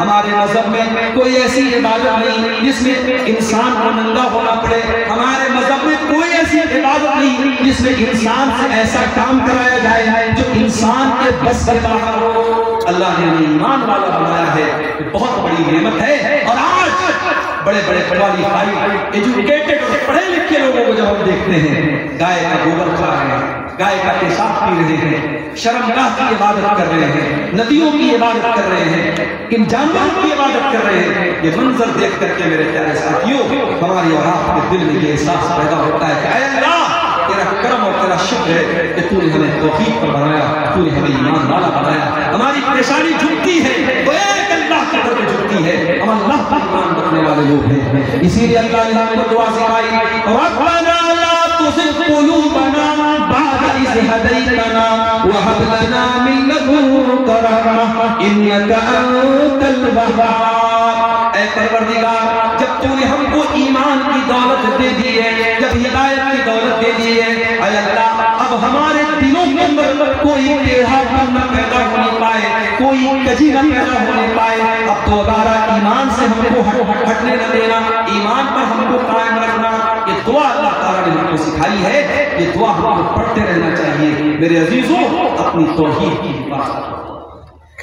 آج ہمارے مسلمان بھائیوں کی جو حالت ہے، بہت سارے علاقوں میں کہیں مزاروں کے آگے سجدہ کیا جا رہا ہے، کہیں اپنے بزرگوں اور اپنے پیروں کے آگے سجدہ کیا جا رہا ہے، کہیں ایک آدمی مائک پر بیٹھ کے اللہ اللہ کروایا اور پبلک جھوم رہی ہے۔ اس کو دین اور شریعت کا نام دیا جا رہا ہے۔ مولانا الطاف حسین خانی نے 100 سال پہلے کہا تھا، کرے غیر گرب کی پوجا تو کافر، کواکب میں مانے کرشمہ تو کافر، جھکے آج پر پہلے سجدہ تو کافر، جو ٹھہرائے بیٹا خدا کا تو کافر، مگر مومنوں پر کشادہ ہے راہیں، پرستش کرے شوق سے جس کی چاہے، نبی کو جو چاہے خدا در دکھائے، اماموں کا رتبہ نبی سے بڑھائے، مزاروں پہ جا جا کے نظریں چڑھائے، شہیدوں سے جا جا کے مانگے دعائیں۔ نہ توحید میں کچھ فرق اس سے آوے، نہ اسلام بگڑے نہ ایمان جاوے۔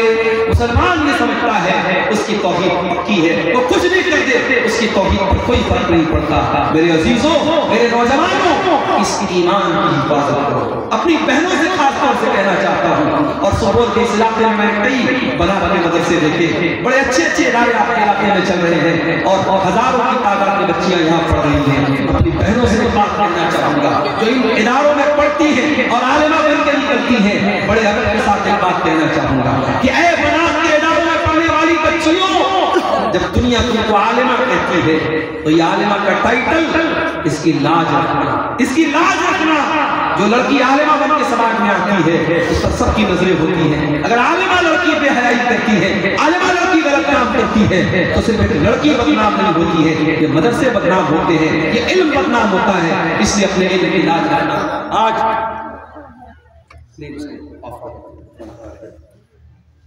فون کرنے والوں کو تھوڑی پتا ہے کہ ہم لوگ اس وقت ہم لوگ انسان رات کو 2-2 بجے تو فون ایک مرتبہ صبح بالکل فجر کے ٹائم فون آیا، مولانا صاحب عقیقہ کا جانور دکا ہونا چاہیے یا نہیں؟ میں نے کہا بھائی سو جا اللہ کے بندے. بولا میں بکرا لینے آیا ہوں مارکیٹ میں کھڑا.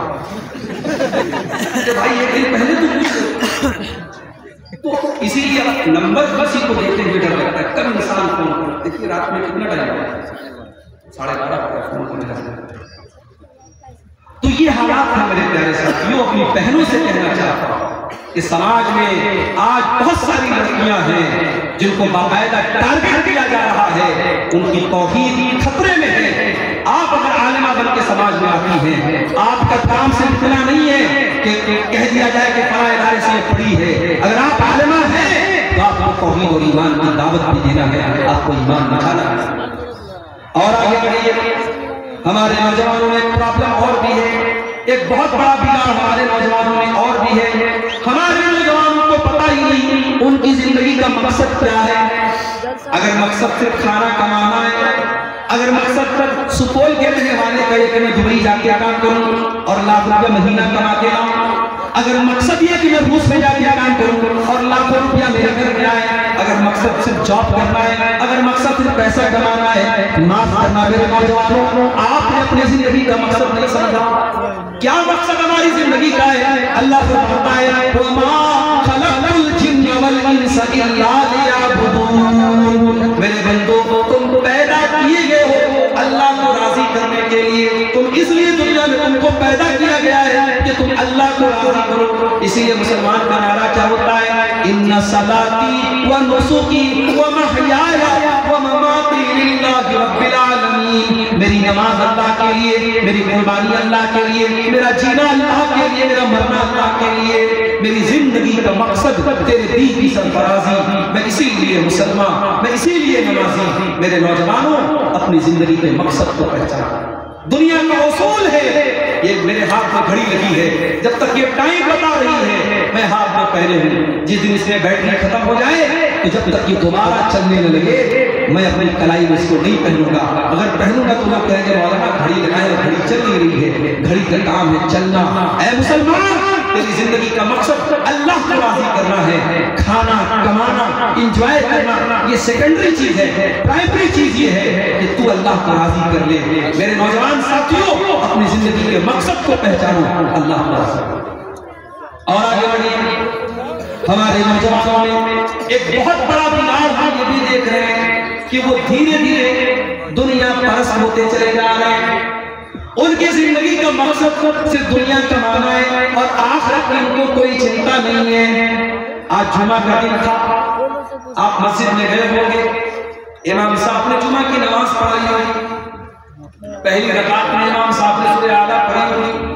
سورہ اعلیٰ کے اندر آپ نے قرآن کی آیت بھی سنی ہوگی، بل تؤثرون الحیات الدنیا والآخرۃ خیر وابقیٰ. میرے بندوں تم دنیا کی زندگی کو پریفر کرتے ہو، تم دنیا کی زندگی کو پراتھمکتا دیتے ہو، تم دنیا کی زندگی کو سب کچھ سمجھتے ہو. والآخرۃ خیر وابقیٰ، جبکہ آخرت کی زندگی زیادہ بہتر اور زیادہ باقی رہنے والی ہے. اگر آپ کا مقصد دنیا میں اچھا مکان بنانا ہے، ارے جنت کے محلوں کے سامنے اس مکان کی کیا حیثیت ہے. اگر آپ کا مقصد تک دنیا میں خوبصورت بننا ہے، ارے جنت کی خوبصورتی کے مقابلے میں دنیا کی خوبصورتی کیا چیز ہے. اگر آپ کا مقصد دنیا میں کسی عورت کو حاصل کرنا ہے، ارے جنت کی حوروں کے سامنے دنیا کی عورتوں کی کیا حیثیت ہے. میرا رب قرآن میں کہتا ہے وَأُزْلِفَتِ الْجَنَّةُ لِلْمُتَّقِينَ، ہم نے جنت کو قریب کر دیا اپنے متقی بندوں کے لیے.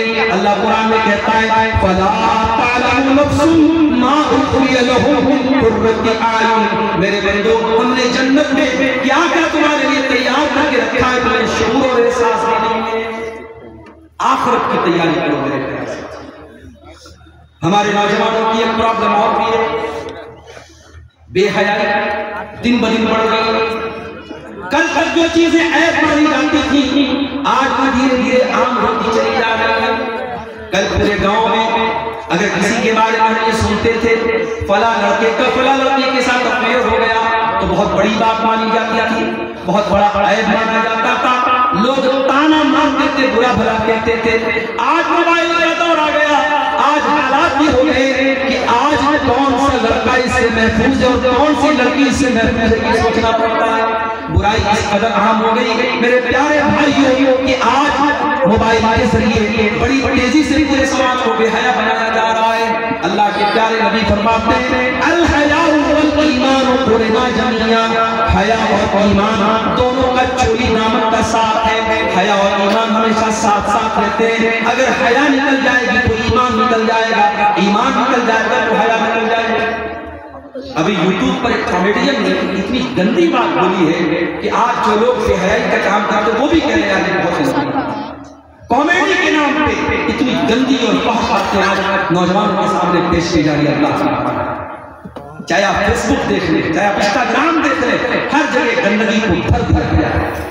اور بہت سارے ہمارے نوجوان لڑکے اس طریقے کی ریلز کو، اس طریقے کی ویڈیوز کو اپنی فیس بک کے اوپر شیئر کرتے ہیں، انسٹاگرام پر اپنے دوستوں کو شیئر کرتے ہیں۔ کان کھول کر سن لو، اگر بے حیائی کی کسی بات کو آپ نے شیئر کیا ہے تو قیامت کے دن اس کا انجام بھگتنے کرے گا۔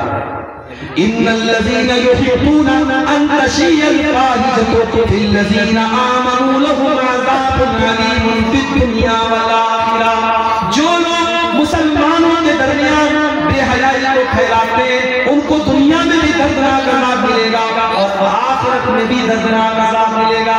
اگر آپ نے بے حیائی کو پھیلایا، بے حیائی کو نشر کیا، بے حیائی کو پروموٹ کیا تو آخرت میں تو سزا ملے گی، دنیا میں اس کا انجام بہت برا ہونے والا ہے۔ اس لیے میرے نوجوانوں اپنے آپ کو شرم و حیا والا بناؤ۔ ہمارے پیارے نبی صلی اللہ علیہ وسلم حیا والے تھے۔ ابو سعید خدری کہتے ہیں کانا اشد حیاء من العذراء فی خدرها، اللہ کے پیارے نبی ایک کماری لڑکی سے زیادہ شرم و حیا والے تھے۔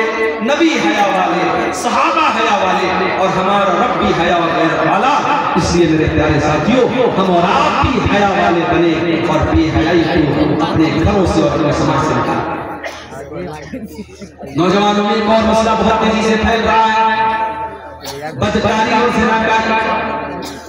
جس گناہ کے بارے میں قرآن کہتا ہے وَلَا تَقْرَبُوا الزِّنَا، اے مسلمانوں تم زنا کے قریب بھی نہ جانا۔ یہ نہیں بولا زنا مت کرو، بولا زنا کے قریب بھی نہ جانا۔ إِنَّهُ كَانَ فَاحِشَةً وَسَاءَ سَبِيلًا، یہ زنا بہت گندا کام ہے اور بہت بے حیائی کا راستہ ہے۔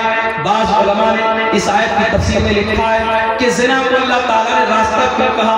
راستہ اس لیے کہا کہ راستے پہ آتے بھی اور جاتے بھی ہیں۔ آج جس راستے پہ چل کے آپ کسی اور کی بہن کے ساتھ یہ غلط کام کر رہے ہیں، کل اسی راستے پر چل کے کوئی آپ کی بہو بیٹی اور آپ کی بیوی اور بہن کے ساتھ یہ کام کرے گا۔ یہ زنا بھی ایک قرض ہے میرے پیارے ساتھیوں، اور آج آپ اس راستے پہ چل رہے ہیں تو اسی راستے پہ چل کے کوئی آپ کا۔ اسی لیے ہماری شریعت نے ہر اس عمل سے روکا ہے کہ زنا کے قریب لے کے جاتا ہو۔ کیوں لڑکیوں کو حکم دیا گیا کہ گھر سے نکلو تو پردے میں نکلو؟ کیوں کہا گیا وَقَرْنَ فِي بُيُوتِكُنَّ، اے مسلمان عورتوں تم گھر میں رہا کرو، وَلَا تَبَرَّجْنَ تَبَرُّجَ الْجَاهِلِيَّةِ الْأُولَىٰ، اور جب گھر سے نکلا کرو تو بن سور کر کے نہ نکلا کرو، اپنے آپ کو ایکسپوز کر کے نہ نکلا کرو۔ معاف کرنا، اب تو نقاب بھی ایسے آتے ہیں کہ نقاب بھی عورت کو ایکسپوز کر رہے ہیں۔ آپ کے دیہات میں نے دیکھا نقاب کے اوپر باقاعدہ لائٹ لگی ہوئی ہے۔ اب کوئی پوچھے کہ اللہ کی بندی کو لائٹ لگا کے کیوں گھوم رہی ہے؟ بعض لڑکیوں کو دیکھا کہ نقاب کے اوپر پٹی لگی ہے اور پٹی پہ ماشاءاللہ لکھا ہوا ہے۔ ارے ہوگی تو ماشاءاللہ، مگر اس کو نقاب کے ذریعے اعلان کرنے کی کیا ضرورت ہے؟ بعض لڑکیوں کو دیکھا گیا کہ نقاب کے اوپر لکھا ہے اسلام کی شہزادی، آئے اسلام کی شہزادی، نقاب پہ لکھے گھوم رہی اسلام کی شہزادی۔ نقاب اور پردے کا مقصد تجھے چھپانا تھا، تجھے پردے میں رکھنا تھا۔ اے مسلمان عورت، انہیں نقاب کو بھی اپنے آپ کو نمایاں کرنے کا ذریعہ بنا لیا۔ اس پردے کو سادہ ہی رہنے دو، اس پردے کو رنگین مت بناؤ میری پیاری بہنوں۔ اللہ کہہ رہا ہے اے عورتوں گھر سے نکلو تو بن سمجھ کر کے نکلو۔ کیوں ایسا کہا گیا؟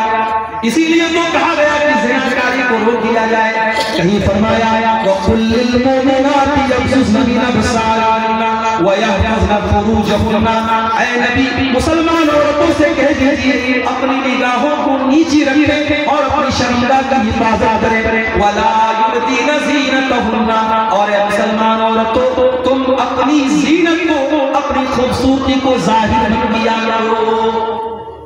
لڑکیاں کیا کرتی ہیں؟ جو اچھے گھروں کی لڑکیاں وہ نقاب میں فوٹو ڈالتی ہیں، نقاب والا فوٹو ڈال رہی ہے۔ اسلام کی بیٹی پارک میں ٹہل رہی ہے نقاب پہن کر کے، اپنی مہندی کا ڈیزائن دکھا رہا ہے، سانپ کھلتے بھی نہیں سامنے آتے بھی نہیں۔ دو رنگی چھوڑ یک رنگ ہو جا اے مسلمان بہن، تجھے اگر فیس بک پر اپنی خوبصورتی دکھانا ہی ہے تو کیوں یہ پردے کا ناٹک کرے؟ پردہ بھی تو ہٹا دے۔ یہ تیرے ہاتھوں کی مہندی کا ڈیزائن، یہ تیرے گلے کا ہار، یہ تیرے ہاتھوں کا کنگن، یہ بھی اسلام کے اندر زینت ہے، اور اسے بھی سوشل میڈیا پر ڈالنا تیرے لیے مناسب نہیں ہے۔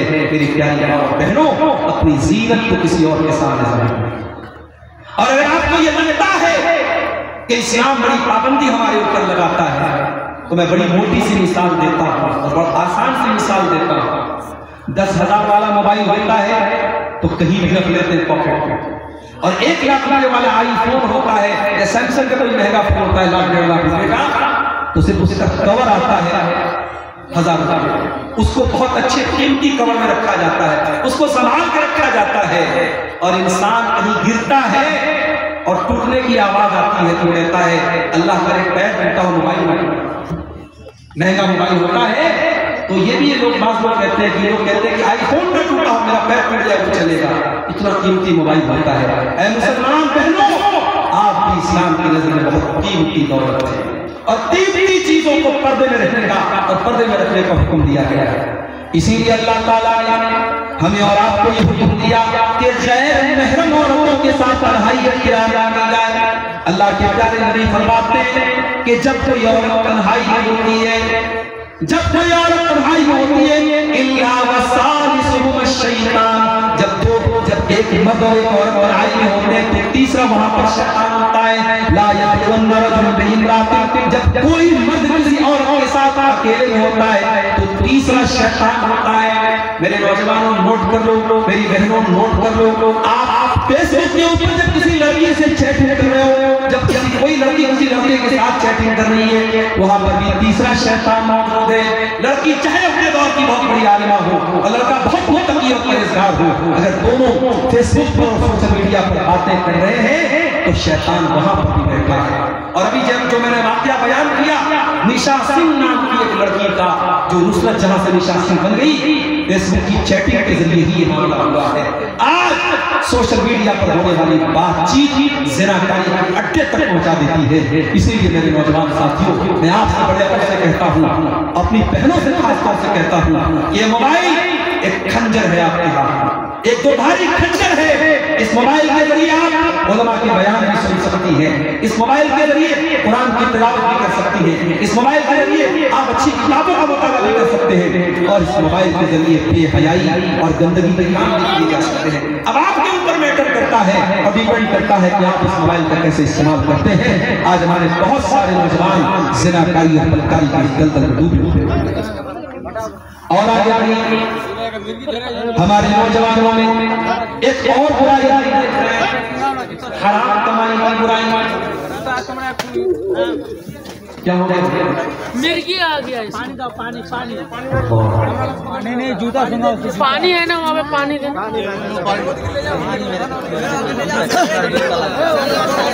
چلیے کوئی بات نہیں، بیٹھ جائیے، آپ لوگ بیٹھیے، بیٹھ جائیے، آپ لوگ بیٹھ جائیے بھائی، بیٹھ جائیے، سبھی بیٹھ جائیے۔ یہ باقی سائیڈ میں چلے جاؤ، لے کے چلے جائیے۔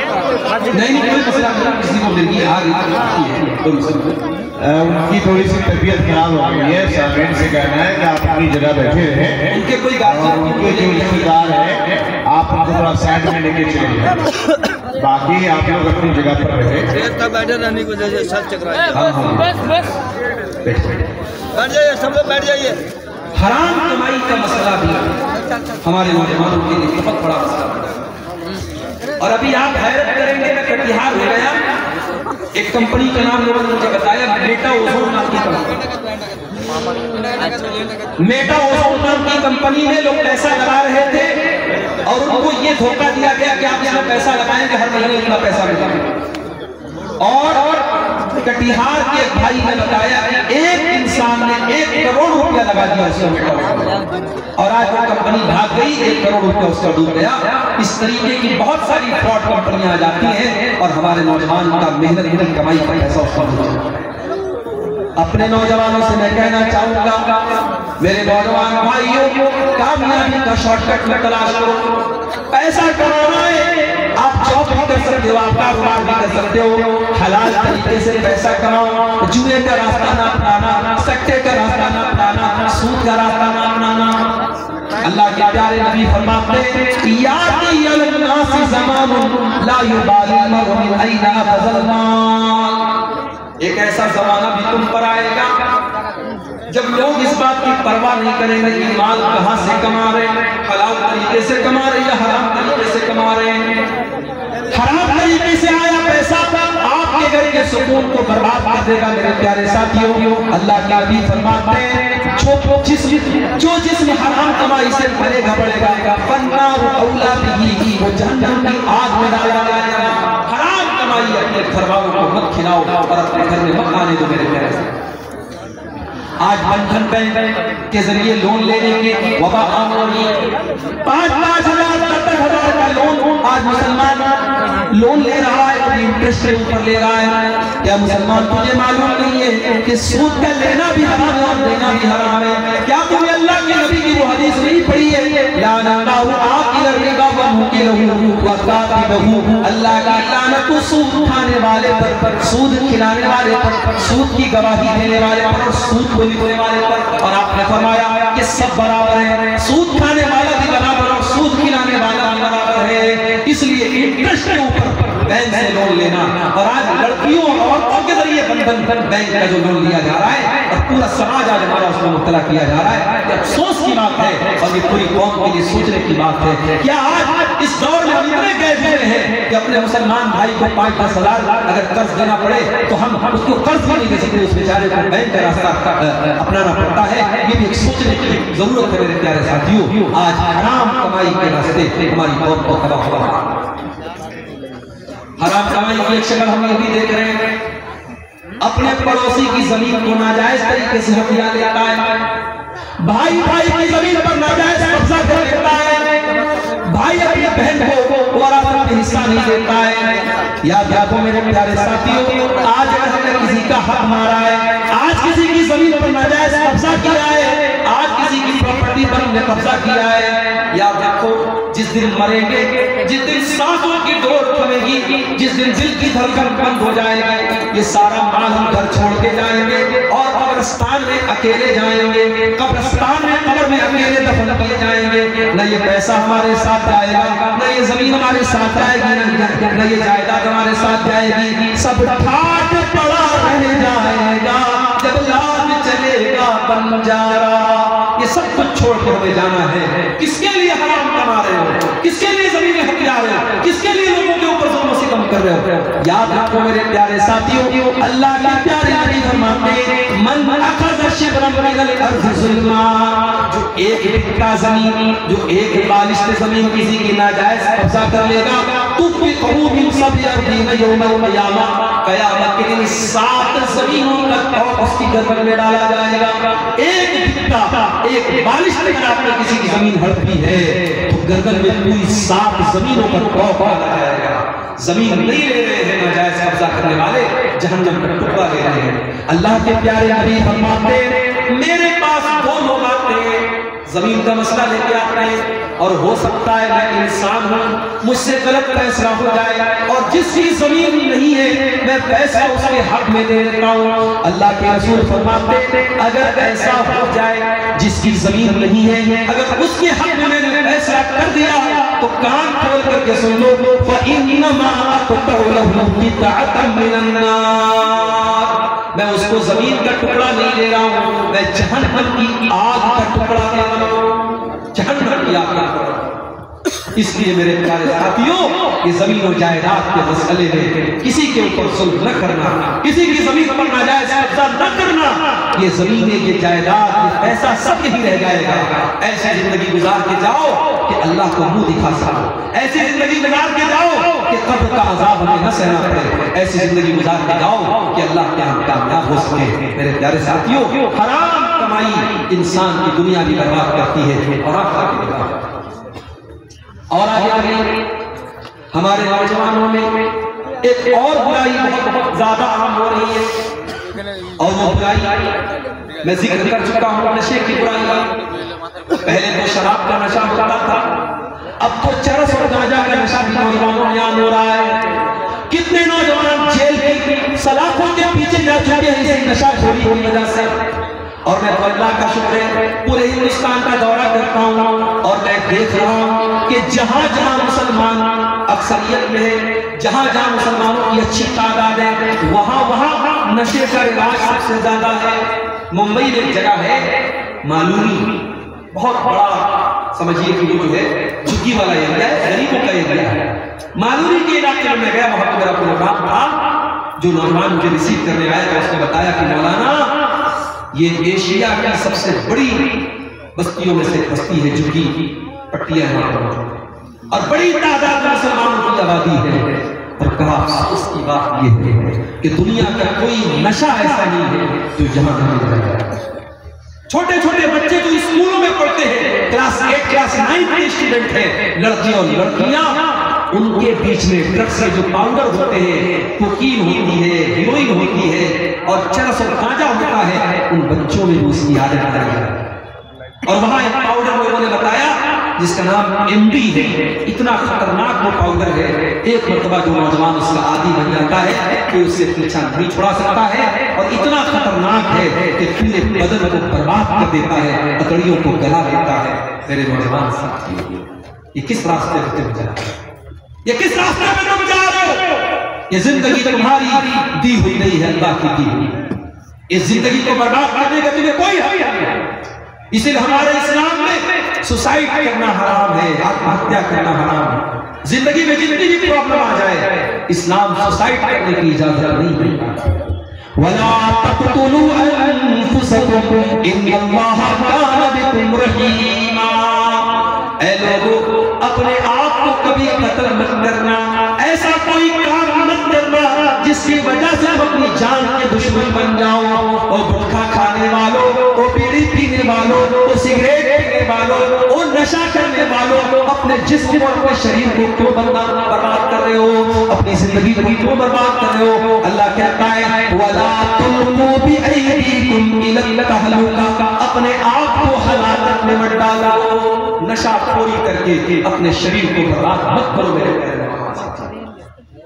اللہ کے پیارے رسول صلی اللہ علیہ وسلم فرماتے ہیں المؤمن القوی خیر واحب الی اللہ من المؤمن الضعیف۔ اللہ تعالیٰ کو طاقتور مومن زیادہ پسند ہے کمزور کے مقابلے میں۔ طاقتور بنو، اپنے دماغ سے بھی طاقتور بنو، اپنے شریر سے بھی طاقتور بنو، اپنے ایمان سے بھی طاقتور بنو۔ اللہ کا طاقتور لوگ زیادہ پسند ہے میرے پیارے سے۔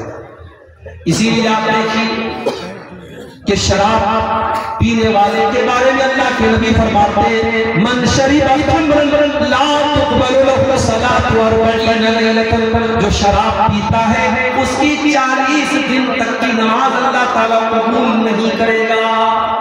نتیش کمار جی نے تو آج شراب بندی کی ہے، اسلام نے تو 1400 سال پہلے شراب بندی کی ہے، اور آج حکومت شراب بندی کرتی ہے مگر بلیک مارکیٹ میں شراب بکتی ہے، 2 نمبر سے شراب بکتی ہے، پینے والے پیتے ہیں، پلانے والے پلاتے ہیں۔ آؤ 1400 سال پہلے کا منظر تمہیں یاد دلاتا ہوں۔ قرآن کی آیت نازل ہوئی یا ایھا الذین آمنوا انما الخمر والمیسر والانصاب والازلام رجس من عمل الشیطان۔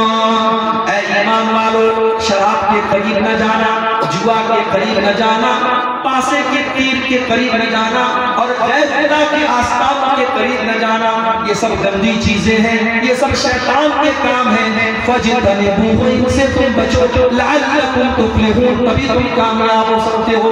یہ آیت نازل ہوئی قرآن کی حضرت انس کہتے ہیں میں گھر میں بیٹھا ہوا تھا، میرے ابا کھانا کھا رہے تھے اور دسترخوان پہ شراب رکھی ہوئی تھی، جب کسی نے آ کے کہہ دیا کہ قرآن کی آیت نازل ہو گئی اور شراب حرام ہو گئی، میرے باپ نے شراب کا جو گلاس تھا اور شراب کا جو پیالہ تھا مجھے دے کے کہا کہ جاؤ اسے باہر پھینک کے چلو۔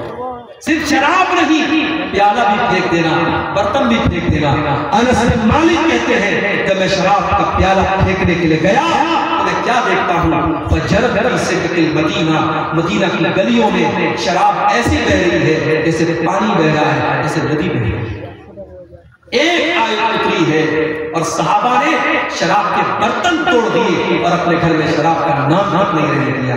آج گٹکھا کے اوپر خطرناک پھیپڑے کا فوٹو بھی بنا ہوا ہے اور لکھا ہوا ہے tobacco is dangerous, tobacco causes cancer, تمباکو سے کینسر ہوتا ہے، تمباکو صحت کے لیے ہانیکارک لکھا ہوا ہے۔ بیچنے والا بھی بیچ رہا ہے، لائسنس دینے والا لائسنس دے رہا ہے، خریدنے والا خرید کے کھا بھی رہا ہے۔ چلے جاؤ کینسر ہاسپٹلوں میں، بڑی تعداد میں آپ کو کینسر کے ایسے مریض ملیں گے جو پان کھاتے تھے، گٹکھا کھاتے تھے، شراب کھاتے تھے اور بیڑی پیتے تھے، ان کے نشے نے آج ان کو کینسر تک پہنچا دیا۔ میرے نوجوانوں، اپنے شریر کی دشمن مت بنو، اپنے جسم کے دشمن مت بنو، اپنے شریر پر رحم اٹھاؤ، اپنے ماں باپ پر رحم اٹھاؤ۔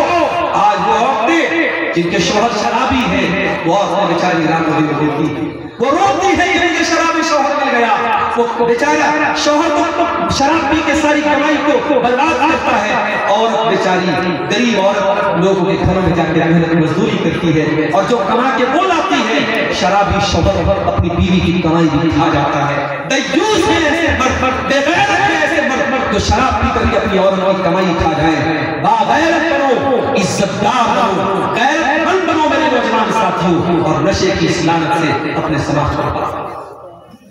اور آگے بڑھیں، ایک اور چیز ہم دیکھ رہے ہیں، گناہ کا کام کر رہے ہیں، تقریر سنی، دل میں توبہ کا خیال آیا، پھر دوستوں کے ساتھ بیٹھے، پھر رنگ رنگیاں منانے لگے، عیاشی کرنے لگے اور دل میں خیال آیا کہ چلو ابھی تو جوان ہیں، کل بڑھاپے میں جب بڑھاپے کی عمر آئے گی تب سدھر جائیں گے، نمازی بھی بن جائیں گے، حاجی بھی بن جائیں گے، چہرے پر داڑھی بھی رکھ لیں گے۔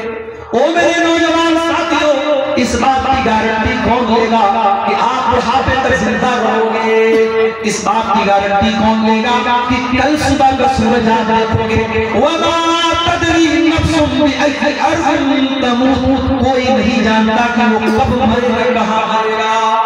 موت آپ سے پوچھ کے موت کو اس بات سے کوئی مطلب نہیں ہے آپ کے مرنے کے بعد آپ کی فیملی کا کیا ہوگا، آپ کے بچوں کا کیا ہوگا، کسی کے جانے سے زندگی رکتی نہیں ہے۔ پچھلے مہینے کا واقعہ ہے، ابھی 15 دن بھی نہیں ہوا ہوگا، جھارکھنڈ کے دیوگھر میں میرا پروگرام تھا اور تقریر کر کے میں لوٹ رہا تھا، آدھا گھنٹے کے بعد ذمہ داروں کا فون آیا، مولانا آپ تو چلے گئے، ہمارے گاؤں میں بہت بڑا حادثہ ہو گیا۔ میں نے پوچھا کیا ہو گیا بھائی؟ کہا کہ آپ کے جانے کے بعد جب جلسہ ختم ہوا ایک 20-22 سال کا نوجوان جو قرآن کا حافظ بھی تھا اور چھوٹے چھوٹے 2 بچوں کا باپ تھا، وہ بائک سے جلسے میں آیا تھا اور تقریر سن کر کے بائک سے جا رہا تھا، 4-5 کلومیٹر کے بعد اس کا گاؤں تھا۔ جب سڑک سے مین روڈ سے اپنے گاؤں کے لیے مڑنے لگا اس نے انڈیکیٹر نہیں دیا، یہ سوچ کر کے رات کا ٹائم ہے، انڈیکیٹر کی کیا ضرورت ہے؟ اس میں ایک سبق یہ بھی ملتا ہے کہ ٹریفک کے جو رولز ہیں اسے ہمیں فالو کرنا چاہیے، چاہے رات ہو چاہے دن ہو، آپ بائک سے نکل کے ہیلمٹ پہن رہے ہیں، کار چلا رہے سیٹ بیلٹ لگا کے بیٹھا۔ میرے ساتھ بہت خطرناک حادثہ ہوا تھا 2 سال پہلے، یو پی کے اندر رات میں جلسہ کر کے لوٹ رہا تھا، گاڑی پوری اسپیڈ میں چل رہی تھی، ڈرائیور کو نیند آ گئی اور گاڑی کو لے جا کے اس نے ٹرک میں بھڑا دیا۔ وہ تو اللہ کا شکر ہے، میری عادت ہے کار میں بیٹھتا ہوں ہمیشہ سیٹ بیلٹ لگا کے بیٹھتا ہوں، سیٹ بیلٹ میں لگایا ہوا تھا اور اس کار میں ایئر بیگ تھا، جیسے ہی گاڑی ٹرک میں لڑی ہے اور ایئر بیگ نکلا ہے اور اس ایئر بیگ کی وجہ سے میں بالکل آگے ڈرائیور کے بغل میں بیٹھا ہوں، لیکن اللہ کا شکر ہے کہ میرے چہرے پر یا میرے شریر میں ایک خروچ بھی نہیں ملا۔ میرے پیچھے ایک صاحب گئے تھے، ان کا سر گاڑی کے اوپر ٹکرایا، وہ بے ہوش ہو گئے، ڈرائیور کا پیر بھی طریقے سے زخمی ہو گیا اور گاڑی کی جو حالت میں نے فوٹو ڈالا تھا فیس بک کے اوپر، جن لوگوں نے گاڑی پہ دیکھا وہ تو ان کو تو یقین ہی نہیں آ رہا تھا کہ گاڑی میں کوئی بچا ہوا، لیکن ایئر بیگ کی وجہ سے اللہ تعالیٰ نے مجھے بچایا اور اس کو ایک ذریعہ بنایا اللہ تعالیٰ نے. وہی سے یہ سبق مجھے ملا کہ ہمیشہ جو گاڑی کے اندر جو سیفٹی کی چیزیں ہیں ہمیں ہمیشہ ان کا خیال کرنا چاہیے. اس نوجوان نے گاڑی کو موڑا ہے گاؤں کی طرف، انڈیکیٹر نہیں جلایا اور پیچھے سے اسپیڈ سے پک اپ آ رہی تھی. پک اپ نے ٹھوکا ہے اس کی گاڑی کو اور آن بائی سپاٹ میں لڑکا انتقال کر جاتا ہے. جلسے سے لوٹ رہا تھا، بیوی نے سوچا نہیں تھا میرا شوہر زندہ نہیں لوٹے گا، بچوں نے سوچا نہیں تھا 1 گھنٹے کے بعد ہم یتیم ہو جائیں گے، ماں باپ نے سوچا نہیں تھا ہمارا جوان بیٹا ہم سے رخصت ہو جائے گا. جس گھر میں ابھی خوشی کا ماحول تھا کچھ دیر پہلے ابھی غم کا ماحول ہو گیا اور جوان بیٹے کی لاش کرنے آتی ہے. میرے پیارے نوجوان ساتھیوں، زندگی میں کب کون سا حادثہ ہماری زندگی کی تار کو توڑ دے ہم نہیں جانتے. اس سے پہلے کہ موت آ جائے توبہ کرو میرے پیارے ساتھی. کل توبہ کو مت ٹالو، کل کی صبح کا انتظار مت کرو. اپنی زندگی کے ہر دن کو آخری دن سمجھو اور جتنا جلدی پاسبل ہے توبہ کرو. اور یاد رکھو ہم کتنے بڑے گنہگار ہیں، ہم کتنے بڑے خطا کار ہیں. اللہ تعالیٰ کے یہاں اس سے فرق نہیں پڑتا. اگر ہم سچی توبہ کر لیں گے اللہ ہمیں ابھی معاف کر دے گا. اللہ قرآن میں کہتا ہے انما التوبۃ علی اللہ للذین یعملون السوء بجہالہ. اللہ تعالیٰ اپنے ان بندوں کی توبہ قبول کرتا ہے جو نادانی میں آ کر کے گناہ کر لیتے ہیں ثم یتوبون من قریب، اور پھر وہ جلدی سے توبہ کر لیتے ہیں. فاولئک یتوب اللہ علیہم، ایسے لوگوں کی توبہ کو اللہ قبول کر لیتا ہے. وکان اللہ علیما حکیما، اللہ تعالیٰ سب جاننے والا حکمت والا ہے. ولیست التوبۃ للذین یعملون السیئات، اللہ ایسے لوگوں کی توبہ قبول نہیں کرے گا جو گناہ پر گناہ کرتے چلے جاتے ہیں. حتی اذا حضر احدهم الموت قال انی تبت الآن، جب موت کا ٹائم آتا ہے تب انسان کہتا ہے کہ اے اللہ میں توبہ کر رہا ہوں، لیکن اب موت کو سامنے دیکھ کر کے توبہ کرنے سے کوئی فرق نہیں. اس لیے توبہ کرو میرے نوجوانوں، انتظار مت کرو، یہ زندگی دوبارہ نہیں ملے گی. جب آپ اللہ کو پیارے ہو جائیں گے، جب ہماری اور آپ کی موت ہو جائے گی، اللہ تعالیٰ نے کہتا ہے حتی اذا جاء احدهم الموت قال رب ارجعون، جب موت آتی ہے بندہ کہتا ہے اے اللہ ایک موقع تو دنیا میں اور دے دے، ایک موقع اور دے دے، لعلی اعمل صالحا، اے اللہ میں وعدہ کرتا ہوں میں نیک عمل کروں گا، میں تجھے راضی کرنے والا عمل کروں گا، میں کوئی غلط کام نہیں کروں گا. کلا انہا کلمۃ هو قائلها، اللہ فرماتا ہے میرے بندے تیرا یہ ارمان کبھی پورا نہیں ہوگا، مرنے کے بعد اب دوبارہ تجھے دنیا میں نہیں بھیجا جائے گا. وَمِن وَرَائِهِمْ بَرْزَخٌ إِلَىٰ يَوْمِ يُبْعَثُونَ، اب قیامت تک تجھے برزخ کی زندگی گزارنا ہے، اب قبر میں رہنا ہے اور وہاں اپنے عمل کے اعتبار سے تجھے زندگی گزارنا ہے. اس لیے میرے نوجوان ساتھیوں توبہ کرو، توبہ میں دیر مت کرو، توبہ میں دیر مت کرو. یوسف علیہ السلام کے بھائیوں نے جب اپنے بھائی کو قتل کرنے کا پلان بنایا تو کیا کہا؟ اقتلوا یوسف او اطرحوه ارضا یخل لکم وجه ابیکم وتکونوا من بعده قوما صالحین. کہا کہ اپنے بھائی کو قتل کر دیتے ہیں، یوسف کو قتل کر دیتے ہیں یا اس کو کہیں چھوڑ کے چلے آتے ہیں اور بعد میں ہم نیک بن جائیں گے، دیندار بن جائیں گے، بعد میں توبہ کر لیں گے. بعد میں توبہ کرنے کا خیال شیطان ڈالتا ہے. ابھی توبہ کرو، فوراً توبہ کرو. اگر توبہ کرنے کا خیال دل میں آتا ہے تو دیر مت کرو میرے پیارے ساتھیوں. وہ آنکھیں جو اللہ کے خوف سے رونے لگے، جن آنکھوں سے اللہ کے خوف سے آنسو بہنے لگے، وہ آنکھیں بڑی خوش نصیب ہیں. اللہ کے پیارے نبی فرماتے ہیں کہ جس آنکھ سے اللہ کے خوف سے، جس آنکھ سے اللہ کے خوف سے آنسو بہتا ہے، وہ آنکھ جہنم کی آگ میں نہیں جلی، وہ آنکھ جہنم کی آگ میں نہیں جلی. اور آگے بڑھیے میرے ساتھیوں، ایک دو باتیں بیان کریں اور بات ختم کرتا ہوں. آج ہمارے نوجوانوں کے ساتھ ایک پرابلم اور بھی ہے، اور وہ پرابلم کیا ہے؟ علماء سے ہم دور ہو چکے ہیں. ہم علماء سے دور ہو چکے ہیں. قرآن میں اللہ کہتا ہے کہ ہم کسی بستی کو کب ہلاک کرتے ہیں؟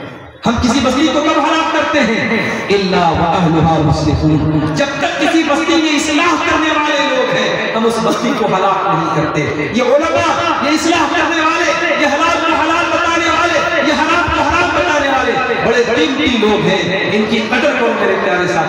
उलमा से अपना ताल्लुक जोड़ो, उलमा से जुड़ करके रहो, और उलमा का मकाम कभी जाहिलों को न देना, उलमा का मकाम गए उलमा को न देना। अल्लाह कुरान में कहता है इन्नमा यख्शल्लाह मिन इबादिहिल उलमा, मेरे बंदों में उससे भी डरते हैं जो उलमा होते हैं, जो हकीकत में इल्म वाले होते हैं। और अल्लाह के प्यारे नबी फरमाते हैं कि क़यामत के पहले एक ऐसा दौर आएगा कि दुनिया से अल्लाह ताला इल्म को उठा लेगा, और जब इल्म को उठा लेगा तो जाहिलों को अपना सरदार बना लेंगे और उनसे अपने पूछेंगे। मेरे भाइयों, अब तकरीर हमारे आखिरी मोड़ पर है, और ये पर्ची हमारे पास आई है, इसमें 3 सवाल लिखे हैं। नवाक़िज़े इस्लाम कितने हैं? देखिए, नवाक़िज़े इस्लाम कई चीजें, अगर आप अल्लाह के साथ शिर्क करते हैं तो ये चीज भी इस्लाम को तोड़ने वाली, इस्लाम को खत्म करेगा। अगर कोई इंसान कुफ्र करता है, कोई ऐसा काम करता है जो ईमान का अपोजिट है, ईमान का उल्टा है, तो वो चीज ही इंसान को इस्लाम से खारिज कर देती है। तो उलमा ने बाकायदा इस टॉपिक पर किताबें लिखी हैं, आप उन किताबों का मुताला कर लें। कई चीजें हैं, मुख्तसर में आप ये समझिए कि जिस चीज से ईमान और इस्लाम मिट जाता है, खत्म हो जाता है, और कुरान और हदीस में उनको जिक्र किया गया है, वो चीजें नवाक़िज़े इस्लाम है। दूसरा सवाल है वाजिबातुस सलात कितने हैं और अरकानुस सलात कितने हैं? ये भी मौजू तफसील चाहता है। नमाज के अंदर वो तमाम चीजें जिनके बारे में कुरान और हदीस में कहा गया कि इनके बगैर नमाज नहीं होगी, वो नमाज के अंदर वाजिब है, और उसमें से बात चीजें ऐसी जो नमाज का रुकन है, जैसे सूरह फातिहा पढ़ना, ये नमाज का रुकन है। अगर आप खड़े होकर के नमाज पढ़ सकते हैं तो खड़ा होना ये भी नमाज का रुकन है। नमाज में रुकू करना ये नमाज का रुकन है। नमाज में सजदा करना ये नमाज में रुकन है। नमाज में आखिरी तशहुद में बैठना ये नमाज का रुकन है। अस्सलामु अलैकुम कहकर के नमाज खत्म करना ये नमाज का रुकन है। अल्लाहु अकबर कहकर के नमाज को शुरू करना ये नमाज का रुकन है। तो नमाज में बहुत सारी चीजें ऐसी हैं जो रुकन की हैसियत रखती है, कंपलसरी है, जरूरी है, और कुछ चीजें ऐसी हैं जो नमाज में सुन्नत है, मुस्तहब है, उनको अगर हम नहीं करेंगे नमाज तो हो जाएगी, मगर वो नमाज मुकम्मल नमाज नहीं होगी, सुन्नत के खिलाफ नमाज होगी। इसलिए बेहतर ये है, अफसर ये है कि हम प्यारे रसूल के तरीके पर नमाज पढ़ें। सल्लल्लाहु अलैहि वसल्लम, अल्लाह के प्यारे नबी ने फरमाया नमाज वैसे पढ़ो जैसे मुझे पढ़ते हुए देखते हो। नबी की नमाज का तरीका आज हदीस की किताबों में मौजूद है। आप उलमा से पूछ लें, कोई अच्छी किताब का मुताला कर ले और नमाज का पूरा तरीका सीख करके फिर उस तरीके पर आप नमाज पढ़े, फिर आप ये सवाल पूछने की जरूरत नहीं पड़ेगी अरकानुस सलात क्या है, वाजिबातुस सलात क्या है। बस नबी की जो नमाज का तरीका है उस तरीके को हम फॉलो कर लें। तो मेरे नौजवान साथियों, आपके ताल्लुक से ये चंद बातें मैंने रखी है। अब आखिरी बात, और मैं चाहूंगा कि इस बात के बयान करने के बाद हमारे वो भाई जिन्होंने अब तक कुलियतुल फारूक में इस प्रोग्राम में आए हैं, उन्होंने ताउन नहीं किया है, इंशाअल्लाह अगर वो मुझसे मोहब्बत करते हैं और कुरान और हदीस से मोहब्बत करते हैं, वो यहाँ आएंगे और इस इदारे का ताउन करके इंशाअल्लाह जाएंगे। आखिरी बात मैं बात खत्म कर रहा हूँ। मैंने बीमारी में बताया इलाज क्या है, नौजवानों के अंदर ये बुराई मैंने बता दिया क्या इलाज क्या है। आइए मुख्तसर में इलाज समझिए। पहला इलाज ये है कि अगर हम इन बुराइयों पर कंट्रोल पाना चाहते हैं, हम अपना ईमान मजबूत करें, अल्लाह से लौ लगाएं, अल्लाह से ताल्लुक जोड़ें। जब अल्लाह की मदद हमारे साथ होगी, ज़माने की तमाम बुराइयां हमारे करीब नहीं होंगी। जब तक अल्लाह हमसे राजी नहीं होगा, हम बुराई से नहीं बच सकते। इसलिए हम अल्लाह को राजी करने की कोशिश करें। बुरी संगत से बचें। नौजवान लड़कों से भी कहता हूँ, नौजवान बहनों से भी कहता हूँ कि किन लड़कियों के साथ तुम उठती बैठती हो, किन लड़कों के साथ उठते बैठते हो, इस बात का ख्याल है। दड़ी मुंडों के साथ उठोगे बैठोगे, नशाखोरों के साथ उठोगे बैठोगे, हरामखोरों के साथ उठोगे बैठोगे, उनका अखलाक तुम्हारे अंदर पैदा होगा। मेरी बहनों, बेहया लड़कियों से तुम्हारी दोस्ती होगी, फाहिशा लड़कियों से तुम्हारी दोस्ती होगी, उनका अखलाक और कैरेक्टर तुम्हारे अंदर पैदा होगा। संगत अच्छी बनाओ, कूनू मास्सादिकीन, अच्छे लोगों के साथ। इसी तरीके से अगर इन बुराइयों से हमें और आपको बचना है तो कुरान ने तरीका बताया, नमाज की पाबंदी करो, नमाज की पाबंदी करो। इन्नस्सलाता कानत अलल मुमिनीना किताबन मौक़ूता, ये नमाज हर मुसलमान पर अपने टाइम से फर्ज है। इन्नस्सलाता तन्हा अनिल फ़हशाई वल मुनकर, और ये नमाज बेहयाई और बुराई से रोकने वाली है। इन बुराइयों से बचना है तो हम नमाज की पाबंदी करें, इंशाअल्लाह बहुत सी बुराइयों से कंट्रोल के ऊपर हम। और ये भी याद रखिए, नौजवानों की इन बुराइयों में बहुत से वालिदैन और गार्जियन भी जिम्मेदार हैं, क्योंकि गार्जियन भी बहुत जिम्मेदार होता है। और अल्लाह ताला क़यामत के दिन पूछेगा, कुल्लुकुम राइन व कुल्लुकुम मस्ऊलुन अन रइयतिही। हर गार्जियन से पूछा जाएगा, तू लड़के का बाप था, तू लड़की की माँ थी, तेरा लड़का ये कर रहा था, तेरी लड़की ये करे तो तू क्या कर रहा था, तूने क्यों नहीं रोका, क्यों नहीं समझाया। एक गार्जियन की जिम्मेदारी है वो अपने बच्चों की अच्छी तरबियत करे, उनका अच्छा, उनकी तालीम और तरबियत का इंतजाम करे, उनको गलत बातों से रोके। इसी तरीके से मेरे अजीजों, मेरे भाइयों, अगर आप इन बुराइयों से बचना चाहते हैं, उलमा की मजालिस से आप जुड़े, इस तरीके के दीनी प्रोग्रामों में आप जाएं। और माफ कीजिए, सिर्फ इंटरटेनमेंट करना, घूमना फिरना और जलसे में जाके वहां गोश्त के चले आना, ये नहीं होना चाहिए। आप जलसों में जाए, प्रोग्रामों में जाए तो जिम्मेदारी के साथ बैठ के उलमा के बयान को सुने और एक कान से सुन के दूसरे कान से उड़ा न दे, बल्कि उस पर अमल करने की कोशिश करें। आज मैं कहीं जाता हूँ, हमारे नौजवान कहते मौलाना एक फोटो लेना चाहता हूँ, सेल्फी लेना चाहता हूँ, बड़ा शौक है सेल्फी लेने का, मगर उन्हीं नौजवानों में मैं ऐसे नौजवानों को भी देखता हूँ, नौजवान है और चेहरे पे दाढ़ी है, नौजवान है और मुंह में जुल्फा रखे हुए, नौजवान है, नमाज की पाबंदी नहीं है। मेरे नौजवानों, उलमा के साथ सेल्फी लेना ये कोई बड़ी बात है, बड़ी बात ये है कि अगर आप उलमा से मोहब्बत करते हैं तो उनकी बातों पर अमल भी करें। वो जो सही बातें और हक बातें आपको बता रहे हैं, उन बातों को आप फॉलो करें। अल्लाह से दुआ है, रब्बुल आलमीन हमारे नौजवानों की इस्लाह फरमा दे, रब्बुल आलमीन हमारे नौजवानों को हर बुराई और हर गंदगी से अल्लाह ताला उनकी हिफाजत करे। आइए, रात का ये आखिरी वक्त है, परवरदिगार आलम से दुआ करें, रब्बुल आलमीन हम गुनहगार बंदे, खताकार बंदे हैं। इस पंडाल के नीचे आज जामिअतुल फारूक अल इस्लामिया, कुल्लियतुल फारूक अल इस्लामिया की हम दावत बढ़ाए हैं। ऐ अल्लाह, हमारे इस हाजिरी को तू कबूल फरमा ले, रब्बुल आलमीन हमें कहने सुनने से ज्यादा अमल की तौफीक अता फरमा। परवरदिगार हमें से जो बीमार हैं उनको शिफाए कामिला अजला अता फरमा, जो रोजी रोटी से परेशान हैं ऐ अल्लाह उनके कारोबार में बरकत नसीब फरमा। हमारे नौजवान भाई जो नशे के शिकार हैं ऐ अल्लाह उनको सच्ची तौबा की तौफीक अता फरमा। हमारी वो बहनें जो बेहयाई के रास्ते पर हैं, हमारे वो नौजवान साथी जो गंदगी के रास्ते पर हैं, ऐ अल्लाह उनको जल्द से जल्द तौबा करके पाक दामनी के रास्ते पर आने की तौफीक अता फरमा। रब्बुल आलमीन हमें हराम रोजी से बचा, हलाल रोजी में खाने और कमाने की तौफीक अता फरमा। जब तक तू दुनिया में जिंदा रहे, इस्लाम पर जिंदा रहे और हम सब का खात्मा ईमान पर हो। आमीन। व आखिर दअवाना अनिल हम्दुलिल्लाहि रब्बिल आलमीन।